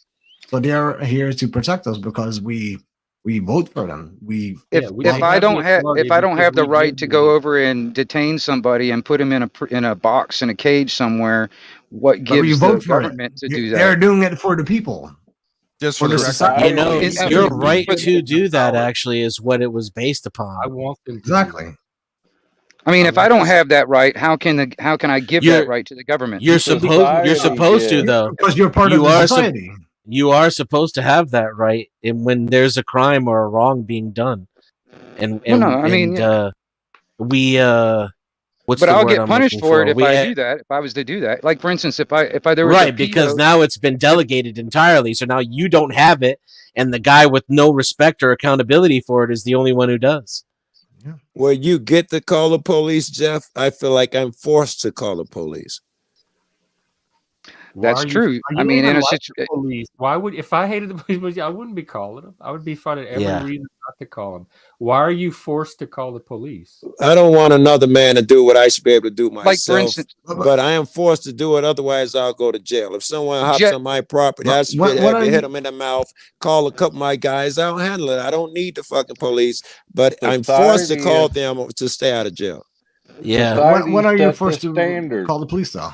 Yeah, until you get allies, prefer you you call are the forced to do police that. Because they're the only ones who are allowed to use force. So you're defenseless unless you call them. And if you choose to defend yourself, you can find yourself in a situation like Rittenhouse. Laws for self-defense. Right. It's not like you have to sit there passively helpless until the police arrive. Right, because the ones who are writing the laws are going to hold themselves accountable to that. That's how that works. Or nowadays, you could always film it. There's apparently that's a thing. If a robber breaks into your house and you throw him out and he breaks his ankle on your stairs, you're liable, according to this bullshit. You better shoot somebody and you'll don't survive. You can be chased through an alley by a pedophile trying to snatch your rifle and shoot him and still end up find yourself on trial. And the only reason that you get acquitted eventually after your entire life is destroyed is because the entire fucking thing was recorded on FBI drones. The life you want, look at yourself. If you're not happy about your life, look at yourself. It was being live streamed. Well, I get happier every day, but that's because I acknowledged there was a system enslaving me, and I chose my own way to remove my dependence upon it. And the more I convinced, my happiness increases along with my belief that the system is in fact enslavement. The more aware I become that I'm a slave, the happier I get. I would think that I am super happy. I'd battle anyone up here who wants to argue they're happier than I am. I'm super happy day till night and all of that shit. Is this just like venting? Is this y'all are happy and relatively well-fed and sheltered and privileged and up here complaining? Speak for yourself. Maybe happy and content. Maybe two different things. Right. I'm sure there were slaves that managed to be happy. It didn't change the fact it is venting for me, to answer your question. I mean, you don't seem like you're suffering. I have a natural propensity to smash this system to bits, to throw my life upon the gears and wheels and mechanisms of it and grind it to a halt, to free my fellow man, to sacrifice my own life for it. And because I choose not to do that, that natural inclination inside of me, it doesn't go away. So this is my release valve. I bitch about it on the internet to people who can't see that they're enslaved, that they are in fact enslaved. I throw myself in the gears when I'm out there filming. He does, Joe throws himself in the gears. That's facts. By the way, I chose not to do that in my mid-20s. If I become homeless and the government decides it's illegal or it's now criminal to be homeless, is that slavery? It's criminal for me to give you a sandwich. Is that slavery? Is that slavery? And that's new. That's our lifetimes. The beast has gotten so obese, it's growing right now before our eyes. It didn't always used to be illegal to give a homeless man a sandwich, but it is now, baby. Yep. And Jeff, because they made it a law, hey, we agreed to it. I don't know. I wasn't in on that meeting. Fuck that. Yeah. No. So why should I be? Every single person has to agree to it. It just means enough people have to agree to it. The tyrannical. Okay. So if I get enough people, there you go. And approve of Jeff, every single law in the nation. Jeff, if I get enough people to say that agree to take your property and your livelihood away from you, if I get enough people to agree, then it's okay. Well, it depends on what you're talking about. No, wait a minute, no. You're talking about a majority. Yeah, I'm talking about majority. If I get the majority all to agree, people are trying to enact. If I get the majority to agree to take your stuff from you and your livelihood away from you, if I get the majority to agree to do that, is it okay? Now what? No, it's not okay, obviously, because just majority doesn't agree with. But it does in Jeff's world. I think I respect him for his honesty. You don't have. You're not listening very well to my world, so. No, I'm asking you. I mean, because like I said, okay. Like I said, I'm going to go back to the taxation, for instance. All right, I see it as theft, and done at the point of a government gun, it's extortion. All right. Okay. If I do not pay it, then if I don't pay their extortion fee, they'll come after me and take my stuff. Okay. So I'm forced to pay something. I'm forced to pay into a system that I don't want anything to do with. All right. If I'm forced to do that, then therefore I'm considered a slave to them. All right. But because for example, they own his labor literally. Hold on. They own his body. Like if he doesn't pay, they'll put him in a cage. And according to this national debt scenario, my future generations are now born into slavery or born into debt slavery. Hallelujah. God bless America. Ace. Yeah. I mean, they're forced to pay a debt that they had nothing to do with. You know, but wait a minute, isn't that the same thing as if you go into a jury, for example, and 12 people vote that you're guilty? That's a majority, right? That's an interesting argument. Yeah. And I think if I've done no wrong, even if those 12 people vote me guilty, fuck that. I should fight for my life to get out of there. I've done no wrong, no harm. I wouldn't subject myself to it, to be honest. Even better. I would try to escape their jurisdiction. They're going to tell me to show up in court. You better catch me first. It's a majority until you have 50 people. I mean, what is this? But it doesn't matter, does it? I mean, you can have an appeal, and you can be freaking guilty as hell. Then again, and in 20 years, you can be exonerated because I don't know, DNA evidence or something. It doesn't mean shit. Oh, sorry, French, but it doesn't mean anything. And doing that just advocates that you have you're an advocate of a ruler over you. That's all you're doing, right? Participating in that. That means that you want that. Mm-hmm. If enough people don't like something and got together, they could change things. But that's the problem. There's not enough people to believe that taxation is completely wrong. No, that's not correct. It's not correct. There's a lot of people. I'm one of them who actually figured it out, and we just left. There's thousands and thousands and thousands who have.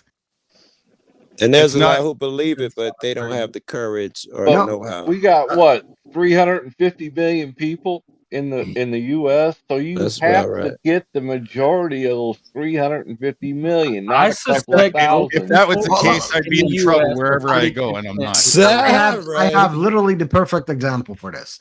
Like I said, I cover true crime, and there's one case in Indiana that I cover. It's called the Delphi murders. It's Delphi, yeah. Mm-hmm. This guy got he's being arrested. He admitted himself on being on the trail where the girls actually got murdered the last time. He got spotted there, did an admission of guilt on his own, not one time, but 5 times. He also admitted early on that he was there on the bridge with the same clothing as video evidence is being presented. And still there's a majority caring about the Constitution, which is fair, than the guy actually admitting that he was there. So what is right? Is the Constitution unfair, or is the guy admitting it? Let me ask one question first. Is that I think it was 2 girls on the bridge, and they took a photo of a guy deep behind them. Okay, so that guy has admitted to it a bunch of times, but there was a process in the constitutionality of a thing, and it looks like he's getting off. No. I actually did a filing for that, and it has been accepted as evidence. So we will see on Monday, because Monday there's a huge trial for contempt of the lawyers because they released a bunch of crime scene images willingly and intentionally. 100% does, and that is the thing. See, we were talking about justice here, right? We were talking about philosophy. Yeah. So what is intent? The willfulness of releasing crime scene images of 2 murdered girls to get a perspective of reasonable doubt. Is that justice? It may not be. I don't think the judge gets the size. I think man's morality may determine that one, man. Exactly. If I thought it was fair, yeah. Well, it depends, though. I mean, I do not believe that the guy I believe that the guy is it. He did his own admission, not once, but 5 times. Gotcha. Plus the admission that he was there on his own. Yeah. See, if you're an innocent dude, you wouldn't do that. What are the fucking odds? Right. They found freaking the clothing as the guy was wearing on the exact same video. And people believe more in the Constitution, and which is, like I said, it's fair. Not anything discriminating. Are you saying he should not get a fair trial? Of course. Not saying that. But the thing is that what they're doing right now is completely out of the ordinary. Because I don't know what they're doing yet that goes against the Constitution or whatever. Well, the thing is that they're using the Constitution to get this guy off, even though that he is guilty. He made his own admission. His own admission was being there. His bullet was on the freaking crime scene. Yet the lawyers are using the Constitution as an evidence. It was a single bullet, unfired, underground, that they did not find the first 2 or 3 times they swept the area.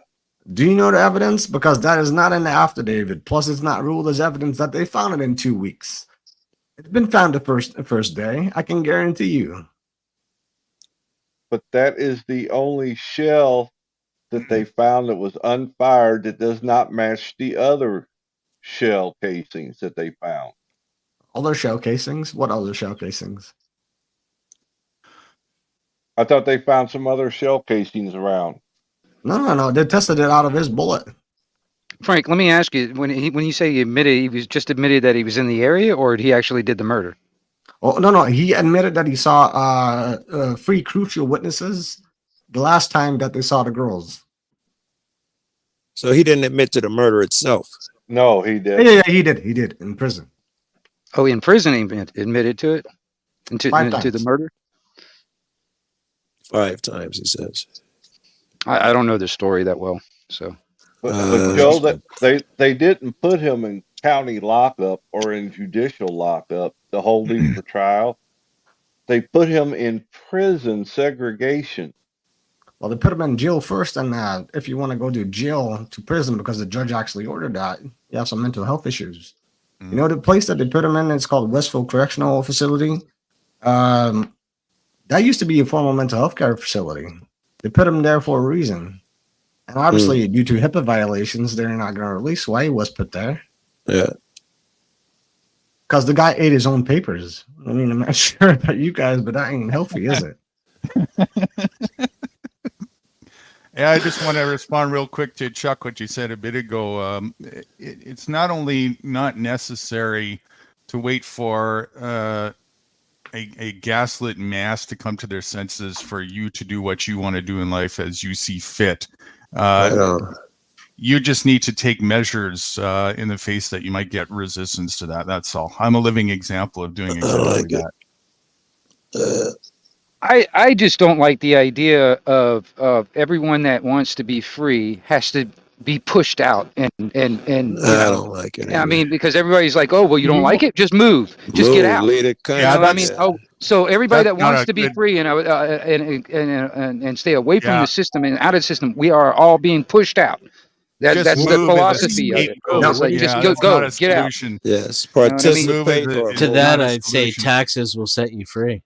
I mean, it's kind of like the homeless is out here. I see the homeless out here. They're like, okay, well, we don't like the look of the homeless out here, so we need to put them somewhere else. They need to go somewhere else. Yeah. So they're always pushing them somewhere else. Yeah, exactly. Where do we go? Could be homeless too. That's the other choice. That's the thing, Chuck. That's what I was sitting there thinking about when Chuck was saying, it's like, okay, all right, where is there that the state, quote unquote, doesn't reach? Where can you go? Where is there on this planet? That is really fair. You want something that doesn't exist in reality. We were all born into a state. Everyone into slavery. Exactly. We're all born into slavery. So if you don't have the cognitive ability to know what slavery is, you don't understand that. That's a technique. Yeah, you'll never we're using. Yeah. Be enslaved and then come back and compare this to slavery. It tells us. But I understand what you mean, though, because that is fair. I mean, if I am forced to do something that you do not want to, anything that I am forced to do, that is basically a form of slavery. Slavery. The definition of slavery is not anything that you're forced to do. Just what is the definition of slavery then, Jeff? Or violence is not anything that makes you feel bad. What is the definition of slavery, Jeff? But who knows that? I mean, like I said, we have this gray line. You have this gray line on what slavery is. I mean, let's just call it something that you want to be sovereign about. I mean, that you want to go on an island and do whatever the freaking hell you want. Be Crocodile Dundee for all I care. There's still places in the United States where you can get away from it all. You just have to make sure you look into it. There's a lot. No, where is that, Denizen? Seriously, I mean, like state Kansas, Missouri, Wyoming, Washington State. Where is there? No, there is nowhere on this planet. I'd love to. Quote, unquote, there's nowhere on this planet that's what? Because you didn't hear the second half of what I was going to say. I was about to describe what those places were. So there's plenty of places in the United States where you can still get away from it all and all you have to do is pay Uncle Sam his bribe. It's not even that expensive. That's already the issue. It's not even 5 figures. It's not even 5 figures a year, and you can get as far away from all this bullshit as you want to. I'm telling you, gentlemen, taxes shall set you free. Another place for you. That first thing already. Until the nuke comes, you'll be okay. It was called the Chaz, the Capitol Hill Autonomous Zone, right here in Seattle. That's another place you could go. Well, I mean, they killed, but they killed some people though. That was established with force. Yeah. So how do you want to do it? I think you probably want Talcott stream, 2 streams over from this one. If you're looking for the hippy dippy society where there's no violence. Well, no, I'm just satisfied that you finally agreed that works. There's no money. Nobody has to do anything they don't want to do, and everybody loves each other all day long, and there's never conflict. What's wrong with you that? admitted that it's slavery, that it's brutal, and that it's violent, and that it's forceful. Because in the beginning, you said that was an illusion. You've admitted to all of it now. It is not brutal. Those are 2 different things, right? Whether it was inevitable and you're born into it argument versus is it inherently fucked up? Because childhood, this is what this comes down to, really. Like this stuff is surface stuff. When you get under that surface, it's going to be about your experiences with the state, your experiences growing up, your experiences with authority, et cetera, et cetera. This is all psychology. It's going to a Denizen's argument. As long as you're okay with picking the cotton, it's not considered slavery. It's not slavery. I'm sitting on the porch. Not forced to pick I already cotton. told you. Watch everybody else pick the cotton because I'm not picking cotton. My life doesn't. I don't feel like I'm that. I got away. I'm not picking cotton anymore, but I'll still run over. Actually, I am. But I'd still, even if I'm free, I'll run over there and kick my ass in the ankle just because you still got other niggas kicking. I won't kick him in the ankle. That's a Joe thing. But what I will do is wait for Massa to go back in the house, then cross the road and sneak over to the fence and be like, "Hey, y'all are slaves. Run! I can show you the way. Come with me." Yeah, you're the idiot that everyone's gonna let do that so that you can be the decoy that draws off the ire of the master, and the rest of us are gonna continue doing our thing. Picking the cotton. You're the useful idiot. My Jew. You gotta do what you feel right in your heart, though, man. I can't let some man who created this story and say, "Joe, you happen to be born at Disneyland. You got to play Goofy." I can't abide by it. Jeff, if you don't mind, let me ask you. All right, you make a living somehow, right?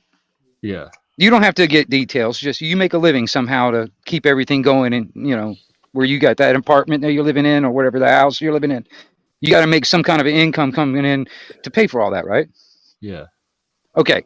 Well, you are forced to pay for just to exist.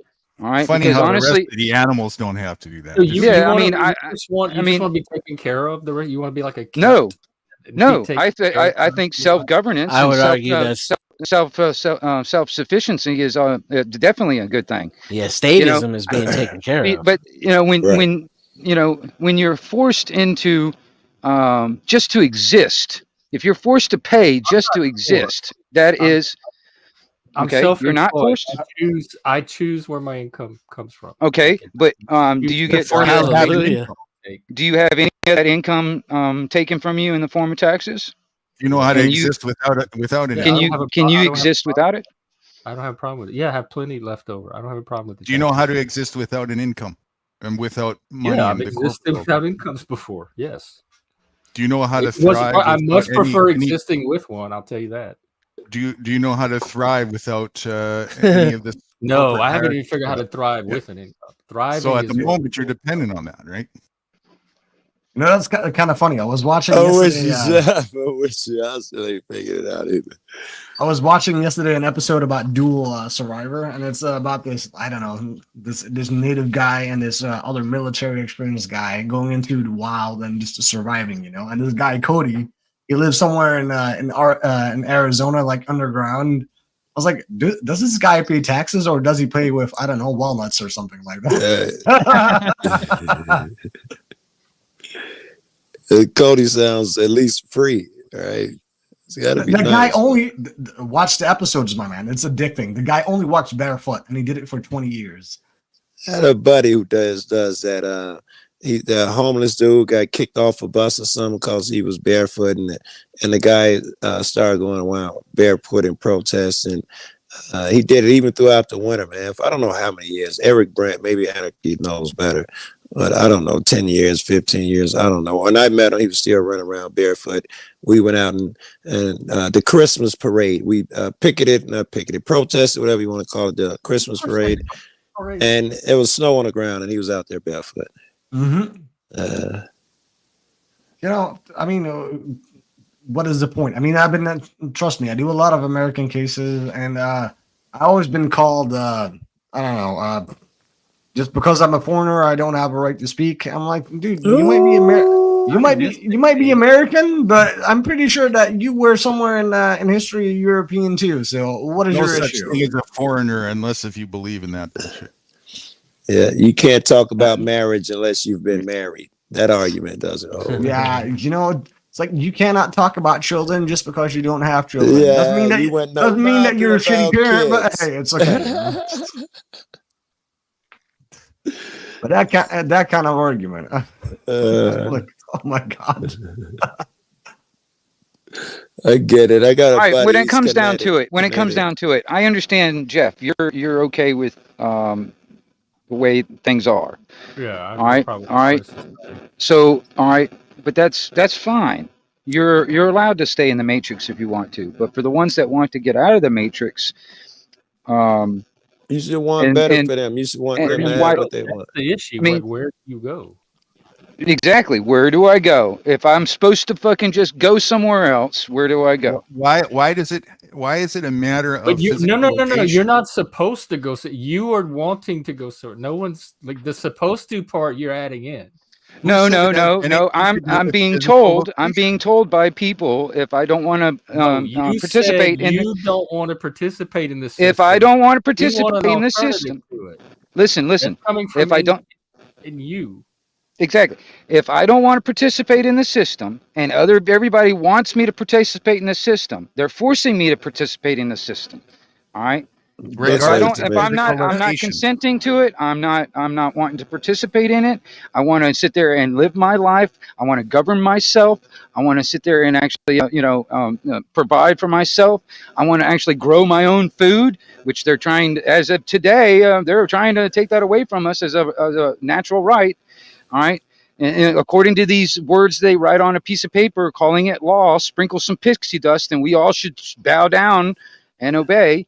I mean, just because you're okay with it, what makes it right to force me to be okay with it? But as long as he's not hurting anyone, there's several ways for that. Nobody's forcing you to do anything, man. I'm trying to help you strategize ways to not do that, and I'm stumped. Like, if you don't want to participate in the system, what are your options? My option is to be outside the system. I can tell you're using now something that is involved in the system. There really system. is no outside of the system unless you're. There isn't. Technically, you're still in the system. There isn't, but you can reduce your dependence upon the system to the greatest extent possible. That I think is the most realistic approach. Is just working on reducing your dependency on the system as much as you can. And I would do that within the system by exploiting it too. That would be my recommendation. That's another way to do that. Yeah. When you're young, exploit the fuck out of the system, hoard your resources, and create your own government. Do that. That's kind of thing. The system work for you. I mean, it's all been done before. Yeah, I go buy an island somewhere, start my own religion, my own government. It's all been done before, but there's no islands left. Okay. No, that's bullshit. Everywhere you go, you're going to have to live under some kind of rulership, right? No. Yeah, you're always going to be within the system, but to the extent to which the system interacts with you, what do you give a fuck? There's a ton of people. You know what I'm saying? Like, if you're out there growing your own food, doing your own thing, and minding your own business. Outliers who are there's a ton of people who actually do that, but because you're using a system like the internet right now, I'm bitching moan about it. That's not going to help. If you truly are serious on what you think, you would have done so right now instead of bitch and moan. It's not that easy. Well, Frank, I'll tell you this. Really I'll use this as an example. Frank, I'll use this as an example. We have Amish people that live here in the U.S. They're sitting there, they're creating their own food, their own businesses and stuff, but yet they get raided by the FDA, and they're trying to be shut down. They're being extorted. Through all the legal fees and stuff, and they're being put out of business just because the government wants to control the food. And those are people who were born with land and resources. What if you're born with nothing? Right on. I had no fucking inheritance, so I'm still working my way through this fucking cesspool. Yeah, there's actually resources everywhere. You just got to know how to work with it. It's a matter of being educated. Easy and doable are two different things. We can all do that. Yeah, very but I said, those Amish people over there, they've been doing it for a long time, but now they're being forced to not do it. They're being forced to actually, be a part of the system, being forced into it. All right, because there's thousands of people that are buying their food. But now you're doing a comparison. What are you afraid of? Just going to a national forest somewhere and just don't be found. Go somewhere deep in the forest. Go dig your own tunnel and leave people alone. That's what I'm saying. No, like I said, even on a national forest scenario. Even in the national forest system. I don't want to be that guy, but Jeff, you are already being afraid of being caught. That is the issue. Just do your own thing. No, like I said, it's not me as a fear. I mean, I can do that anytime. Yeah, I've done it, actually. I did it for 10 years. All right, well, there you go. I did it for 10 years, but guess what? I was always being forced to move every 3 weeks. And you're probably living too close to the city, my man. No, this is in the national forest. National forest. They got game wardens. Will set you free, buddy. They got game wardens that go out there all the time. Buy land, buy real estate. I'm not going deep enough. Is that what it is? I'm not going deep up into the woods. I'm not going deep enough underground. That's what it is. Okay. So everybody that wants to be, I get what you mean. What I was serious. Okay, I'm sorry, Frank. I'm not trying to argue. Hey, I pay the Lord his dues, man. I'm telling you. Let him go rape that other village. Yes, my lord. $1,500 a year. Yes, my lord. Here's your check. I'll open up an account just for you. Well, okay, I go back to the taxation thing. All right, some people are okay with that. I mean, if it was a voluntary scenario, that'd be fine, but it's not voluntary. We're done at the point of a government gun. I wouldn't say I'm okay with it. I would just say that I choose it over some of the other consequences, right? It's kind of like it's a cheap get out of jail free card, relatively speaking. I get what he means. He doesn't support the hierarchy in society that we're living in now. I think people who are smart enough to know how to some sick, fucked up shit. The more you think about it, the more you should get sick to your stomach. Yeah. I mean, it's not the freaking primal ages anymore, I mean, and I totally get what you mean, but that is not how society works at modern age. That is not how it works. That's never how it's gonna work because we're in a futuristic society. It actually we've lived under a rulership for 5,000 years. All right, so I mean, there's always been some kind of a king, some kind of a ruler, some kind of something for 5,000 years. Here right now, so yeah, I mean, basically longer than that, right? Yeah, cops and government senators. But that's how society survives. Okay, so let me ask you, what is the ideal situation that you want to be in now? If I was me personally. Some black pussy. All right, I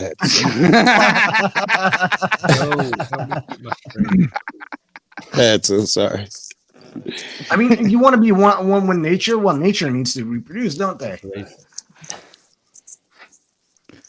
Chuck, no, that's not how a society survives. That's how a society implodes. Every single hierarchy empire implodes in because the foundation is weak. It's all done by force. Yeah, because I mean, honestly, if the reason why a lot of those kings and queens back in the day had castles and big moats around them and knights protecting them is because they knew the peasants, as they called them, would slice their fucking throat at night. Yeah. You know what I mean?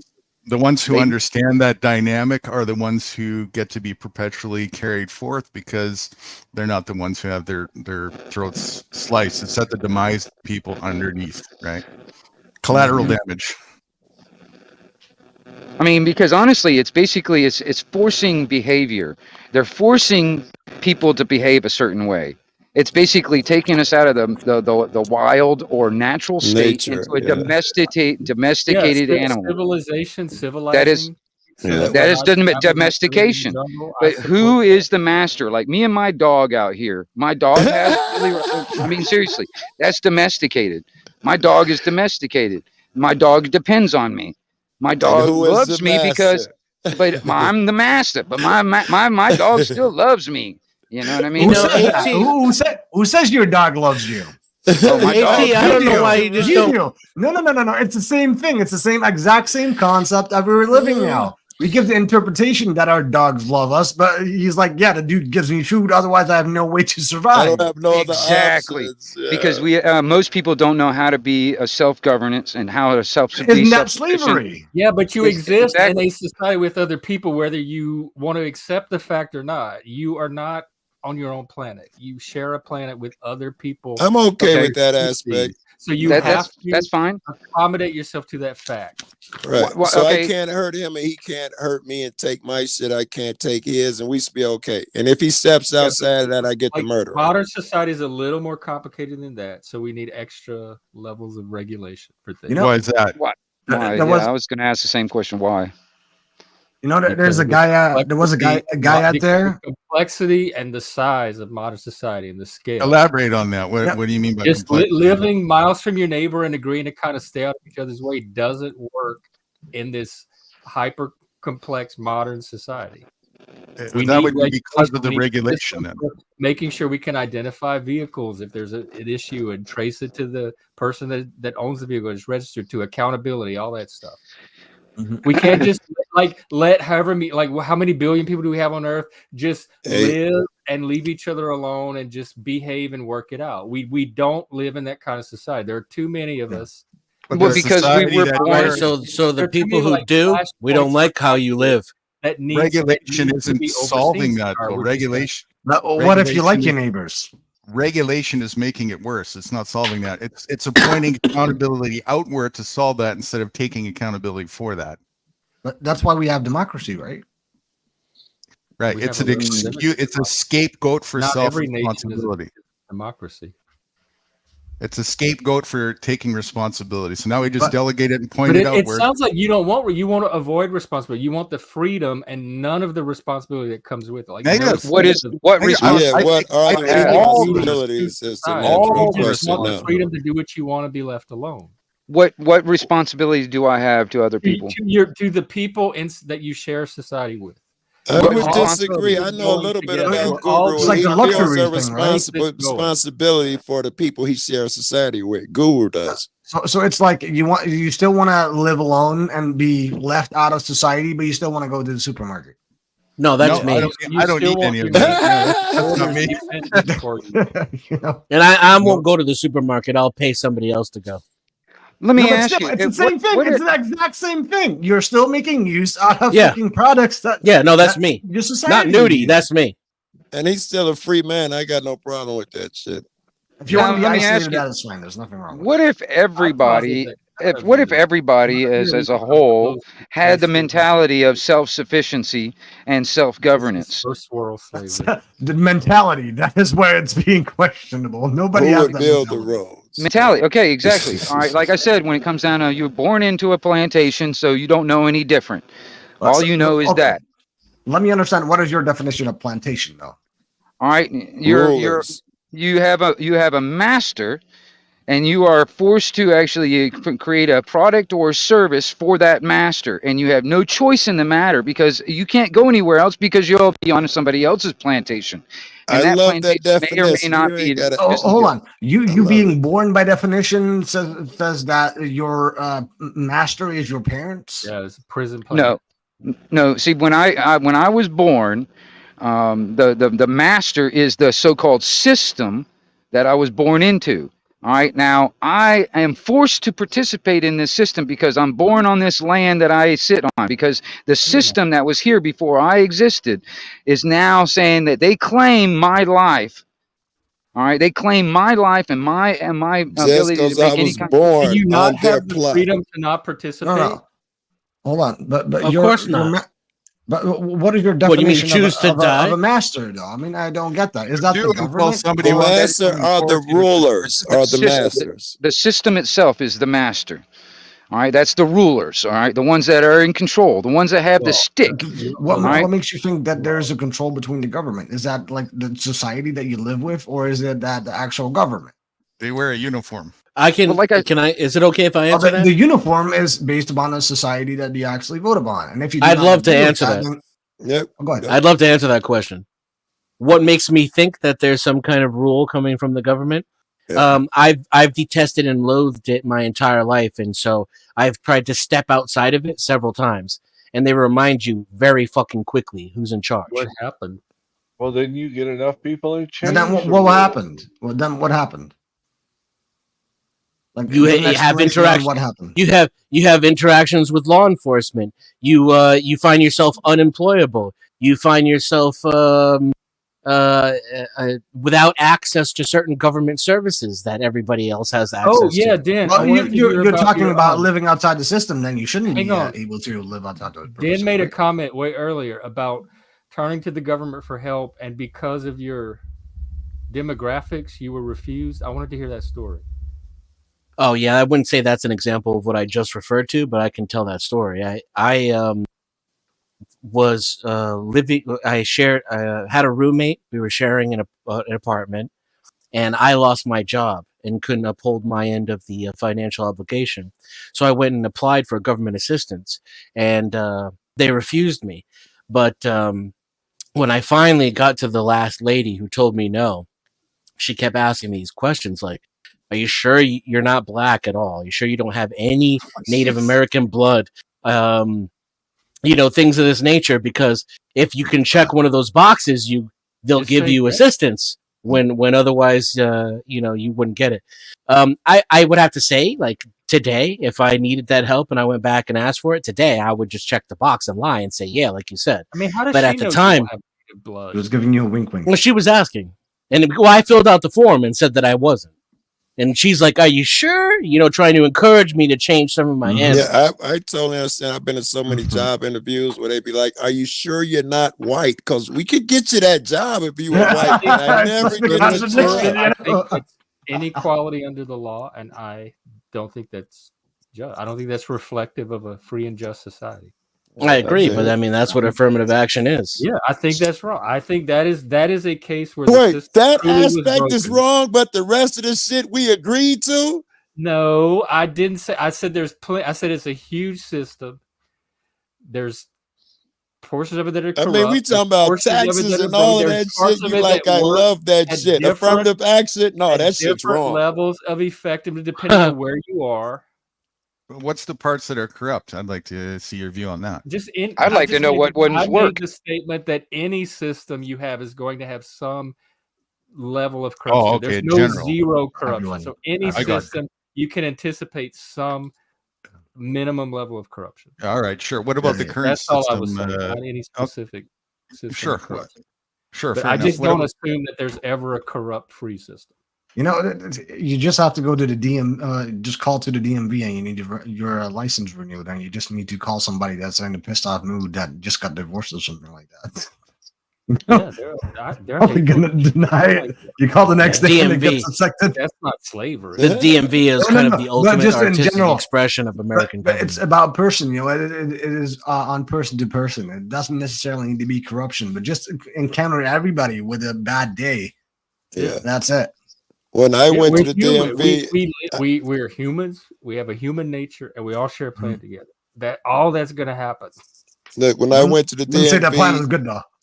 It was fucking 2 guards and I don't know 6 employees. Anytime I came to the door, would meet me, told me do not stand in line, because by that 5th time I'd made so much fucking noise.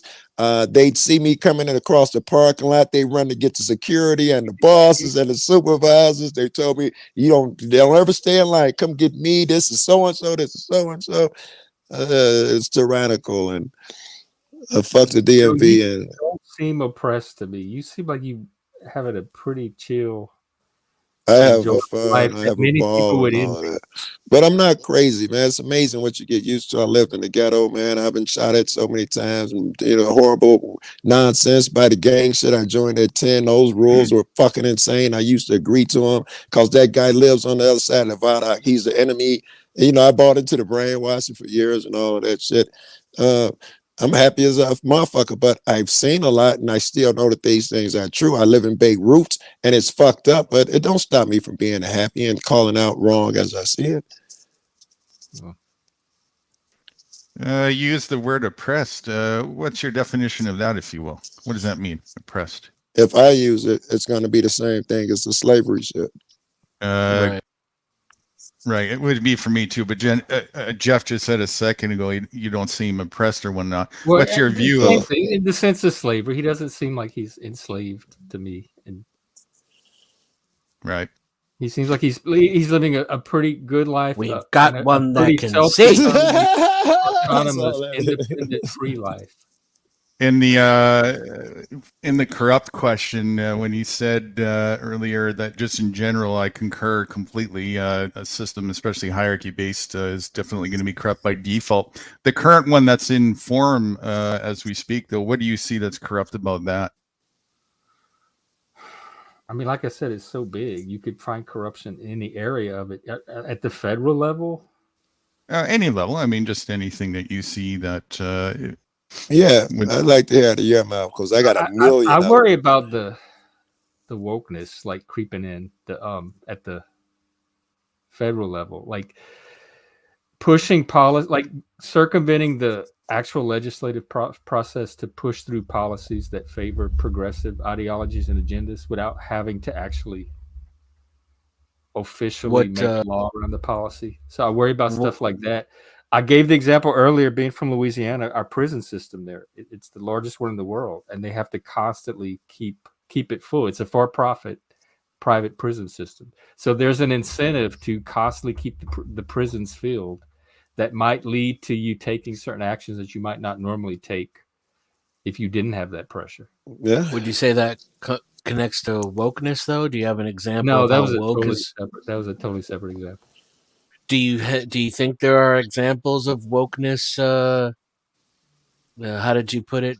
I would not call this corruption because it was done through the legitimate political process, but I don't agree with that. I think it's bad. Here in Washington State, every state employee, so if you take any job that's paid by the state, you have to have 4 units, like 4 separate 8-hour day-long trainings on wokeness, on systemic racism, racist ideology, oppression, how white people have privilege, all of that. It's mandated by the state. So if you want to work for the state of Washington in any capacity, you have to go through this, to me, indoctrination program. You're talking about DEI, right? No, that's smart because when you let white people run shit, they exclude other races. So you got to remind them that other people are equal what in there, and they got government jobs. They can't bring that racist mentalities in there. I think that's a smart thing. Like, white governments are the most inclusive. The assumption that history of mankind. Because you're white, you're bringing a racist mentality is racism. What? And objectively, white governments are the most inclusive governments in the history of all mankind. Holy crap. Thank you, Fatty. This exactly.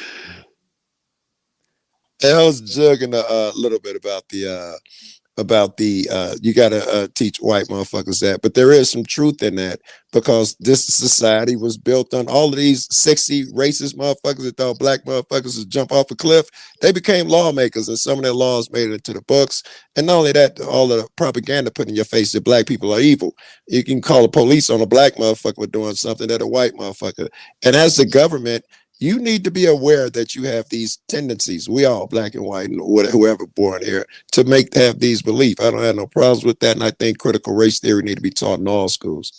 Man, when that cop was beating the shit out of me and dragging my face across the concrete, I could not sense any of my white privilege. I gotta tell you, Joe, well, it don't work all the day. He beat that white privilege right off. Beliefs? How is that not thought police?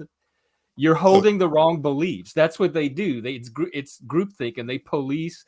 It's ideological purity testing, And in America, in a liberal society, policing thought is very illiberal. Who polices thought? What did I say? In Something your about fantasy policing world, thought? it's going to cure past racism, historical racism, but it is not it's an authoritarian tactic. It's not a liberal principle.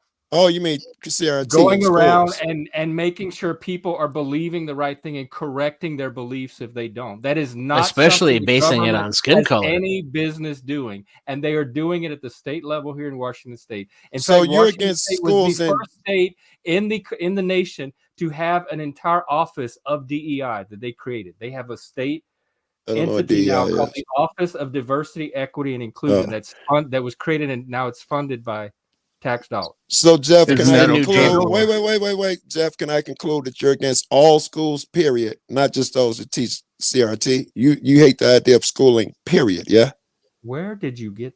Well, I would assume CRT is the government training that state employees have to go through. I mean that so. But no, I don't think it should be taught in schools either. Yes, but they teach history and all these other things in school.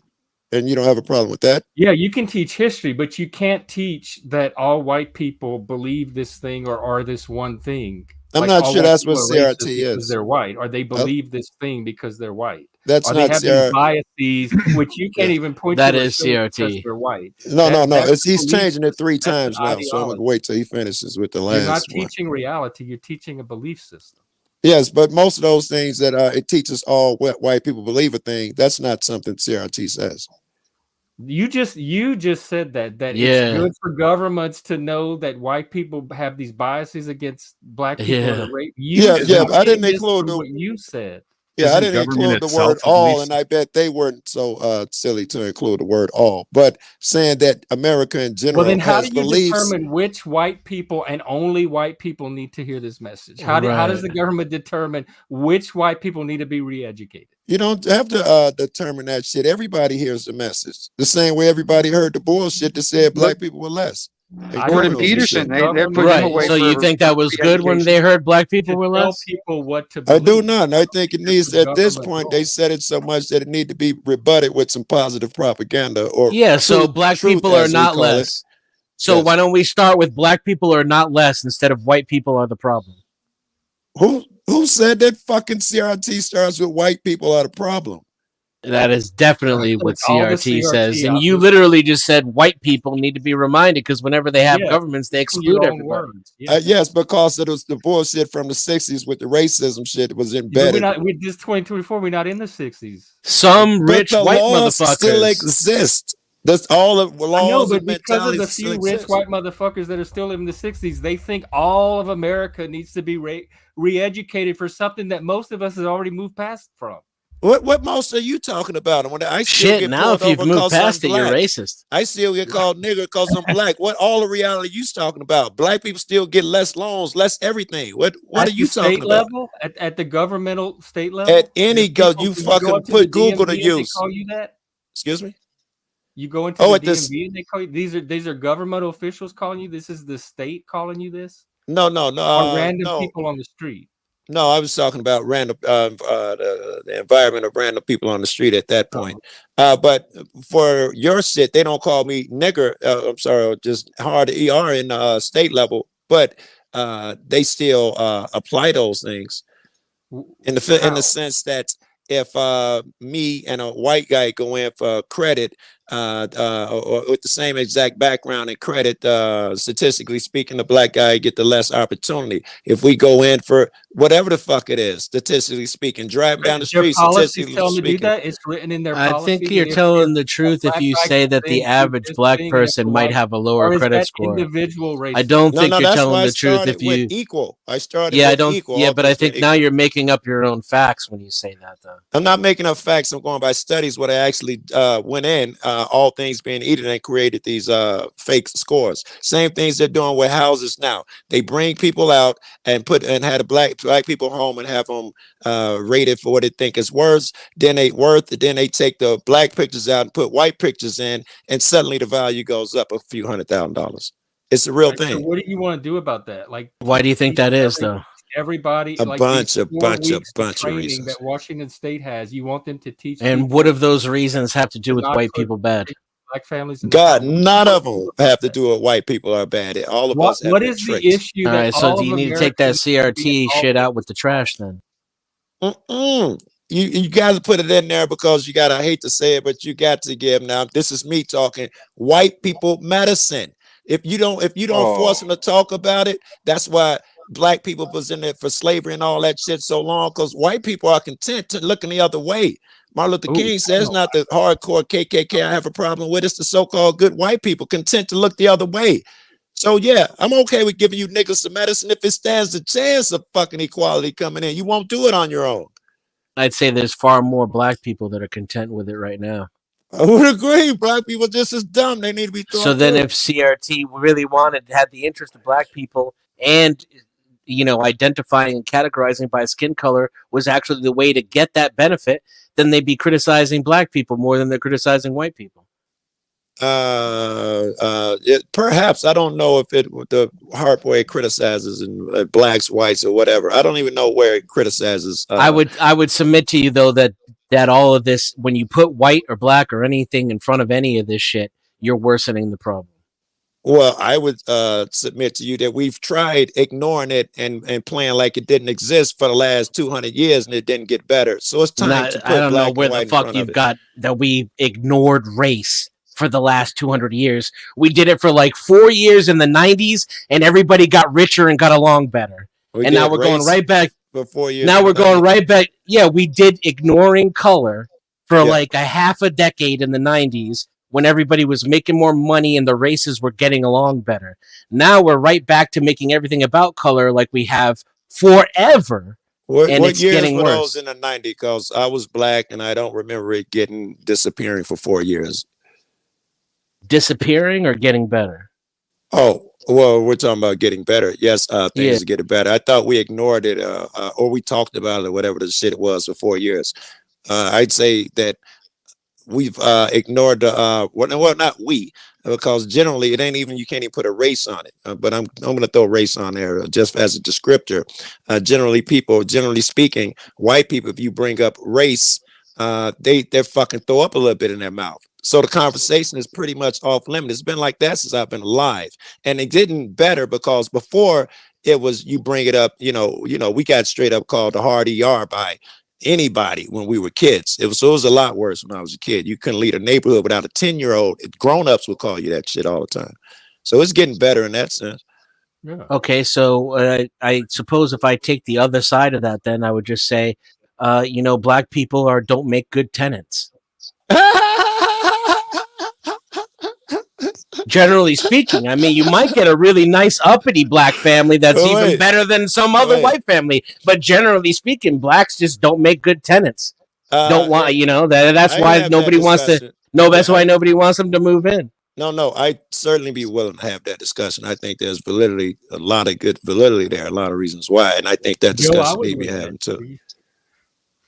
Excuse me, you move next to me. Don't make good employees either. Always showing up late. Yes.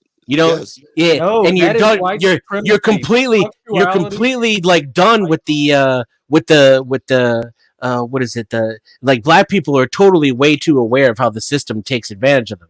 So they're constantly trying to find every way they can to not be exploited by the system. Whereas Whitey just shows up and this is a great day. Let me do what I can for the company.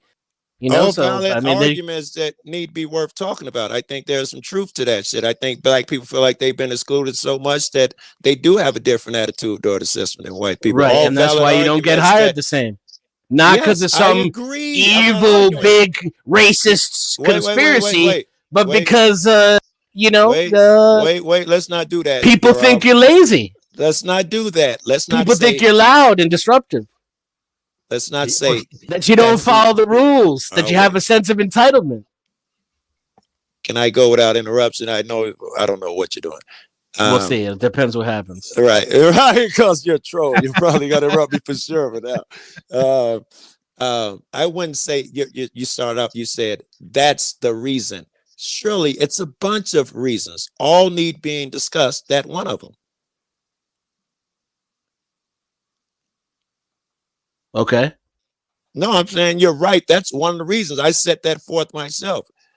That's one of the fucking reasons, because our outcast mentality. Not to mention the music we listen to. There's a myriad of fucking reasons why.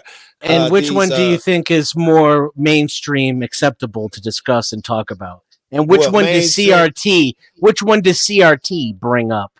And what does CRT focus on? I looked into it. I can't lie, only for a couple of days to dispute an argument. But I didn't see anything that said white people were bad or white people in general. Anything.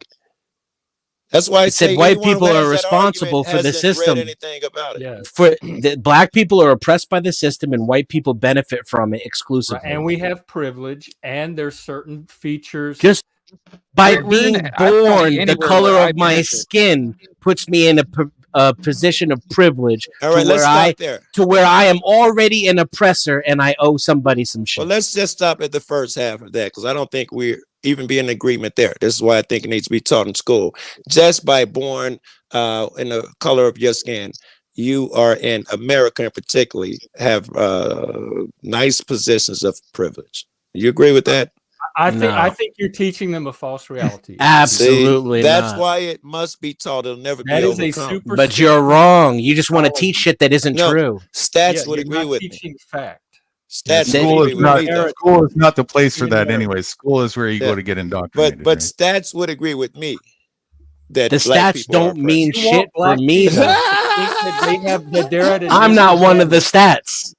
You want black people to think that they're at disadvantage because of white people. I want white people to know that what black people are going through. I know. Now what? What black people are going through. I know. Now what? Then there'd be no chance that there's some fool, and for black people too, if we knew, there'd be no way or less chance for some fool to slip in some trickery on us, or for us to injure someone through ignorance. Because let's say just redlining. I don't want to get into a bunch of shit. Some people love their ignorance, though. Some people can't forget them. Frank, are you here to rescue me from? Some people love their slavery. All right, shut up, Denizen. It was groovy, but maybe we've been. Well, y'all want to come back tomorrow? We could pick it up. I need it. Yeah, we can do it. I'm sure I got other shit to do anyway. I really enjoyed this, and I gotta say, man, Jeff, I do appreciate you letting me up, dude. I really no do. Disrespect to you, Jeff, and Chuck. But I swear, 3 of my favorite people on the planet, especially to talk to on these panels, is fucking Den. I mean, if I picked 5, these would be 3 of them, maybe even the top 3. So I am very happy, and I wouldn't go nowhere. But I've been neglecting some shit. It's been great. Okay, yeah, that's true. I like it. So enjoyable up here. Thank you for the conversation. I appreciate it, because I mean, I'm interested in all this stuff too. So, do you have a channel or anything you want to share? Well, my channel is called AnarchyTelevison. That's what my channel is. AnarchyTelevison. I know mine's not for everybody, but there might be something for somebody on there. Wow. But I appreciate it. And I'm all over YouTube, so I like to have conversation. I have a lot of stuff that I look at a lot of different things, so I'm very broad on the conversation. I can't, I don't really focus on certain things, but I mean, like I said, anarchy to me is where I think everything should be, in a state of anarchy, because honestly, I don't see any legitimacy in rulership or master or anything like that. So, I mean, on that subject, I'm interested in. I appreciate it though. You guys have a good evening. You too. We appreciate you. See you later, Wingnut. Pop it up. Den? Anything? Do you have a channel? Yeah, I don't really go live anymore though. Okay. Right now, if people want to collab or have discussions or whatever, interested in the projects I'm working on, joining my Discord is probably the best way to. How can people contact you? Join my Discord. That's the best way. Yeah, you could post a link if you want. Also, if you go to my Twitter, I'm at Digital Denizen X, and I have a link there. There's a link on my YouTube channel bio thingy too? Digital. I'll put your Twitter link, and they can. Here, I'm going to put his Twitter link, and he has his links on his Twitter page.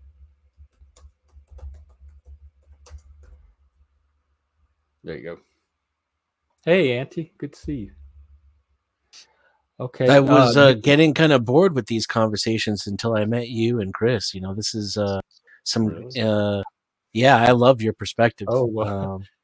I look forward to our next conversations. You know, every time I leave here. Well, we're here every day. Keep coming back, so I don't get bored of them. That's cool. It's good to see you again, Nudie. You too, Den. Yeah, Nude, do you have a channel, or do you have anything you want to promote or close on? I do have a channel. You can post the link of it if you want. There's on the About page, there's all kinds of ways to keep in touch with me for anybody who wants to do that. And also there's a couple little videos and descriptions of the projects I'm working on and what I'm about as well. Other than that, nice to meet you, Jeff. I've seen you around as well. Good to converse. I'd like to do a little bit more as well. You do this on the daily? 7 days a week, every day, same time. All right, cool.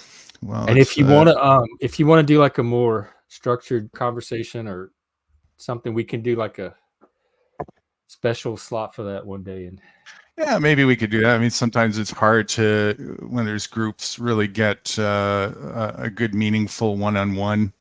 And I think there's some stuff, you know, I mean, I have my views and the way I live, and then there's other, I already know what mine are, but I like to see other views and where they're coming from, especially status views. And you also said that you're, I don't think you're being facetious, you're into Satanism, is that right? Satanism, yeah. Satanism, yeah. So, yeah, I'm interested in hearing about that as well in a discussion. Sure. Yeah, we could. I'd like to talk more. I see you in the comments on many shows, and your comments catch my eye as particularly insightful. Cool. Thanks, man. Yeah, I frequent anywhere there's room for meaningful discussion. I'll be there. I don't typically go up on panels for the most part because sometimes it just gets too cluttered and crowded, especially for the depth of meaningfulness that we're talking about. But if it's there, I'll be there. Okay. And we also have a Discord where we like have conversations outside of this and watch movies and play games and stuff. So. Cool. I have a Discord too. How do I reach your Discord? I will put the, hang on, let me grab it. I'll put the invite in the back chat. And then you can connect with me there. Oops, sorry, ignore that, people. Well, y'all can join it if you want. That's our Discord, but I'm not because we're trying to cut down on the trolls. Yeah. Lots of them around. All righty. All right, Jeff. Well, thank you very much for letting me up and having some discussion there. And I'll definitely keep a lookout for more of your lives and see about participating further. You too, Mr. Guru. Good chatting. All right. And stop by again. You bet. Bid you a good day. Take care. Well, I think that was a wholesome little discussion.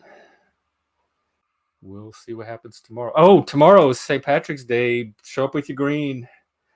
Bring your green beer, your green cupcakes, muffins, whatever you eat on in New Orleans. They do this, the St. Patrick's Day parade in New Orleans. And I think I'll try to show footage of it tomorrow. Is my favorite parade outside of Mardi Gras. If you can't make New Orleans on Mardi Gras, go on St. Patrick's Day. They have a lot of local parades, and there's a tradition of they used to throw the cabbages, now they have to hand it to them because safety stuff.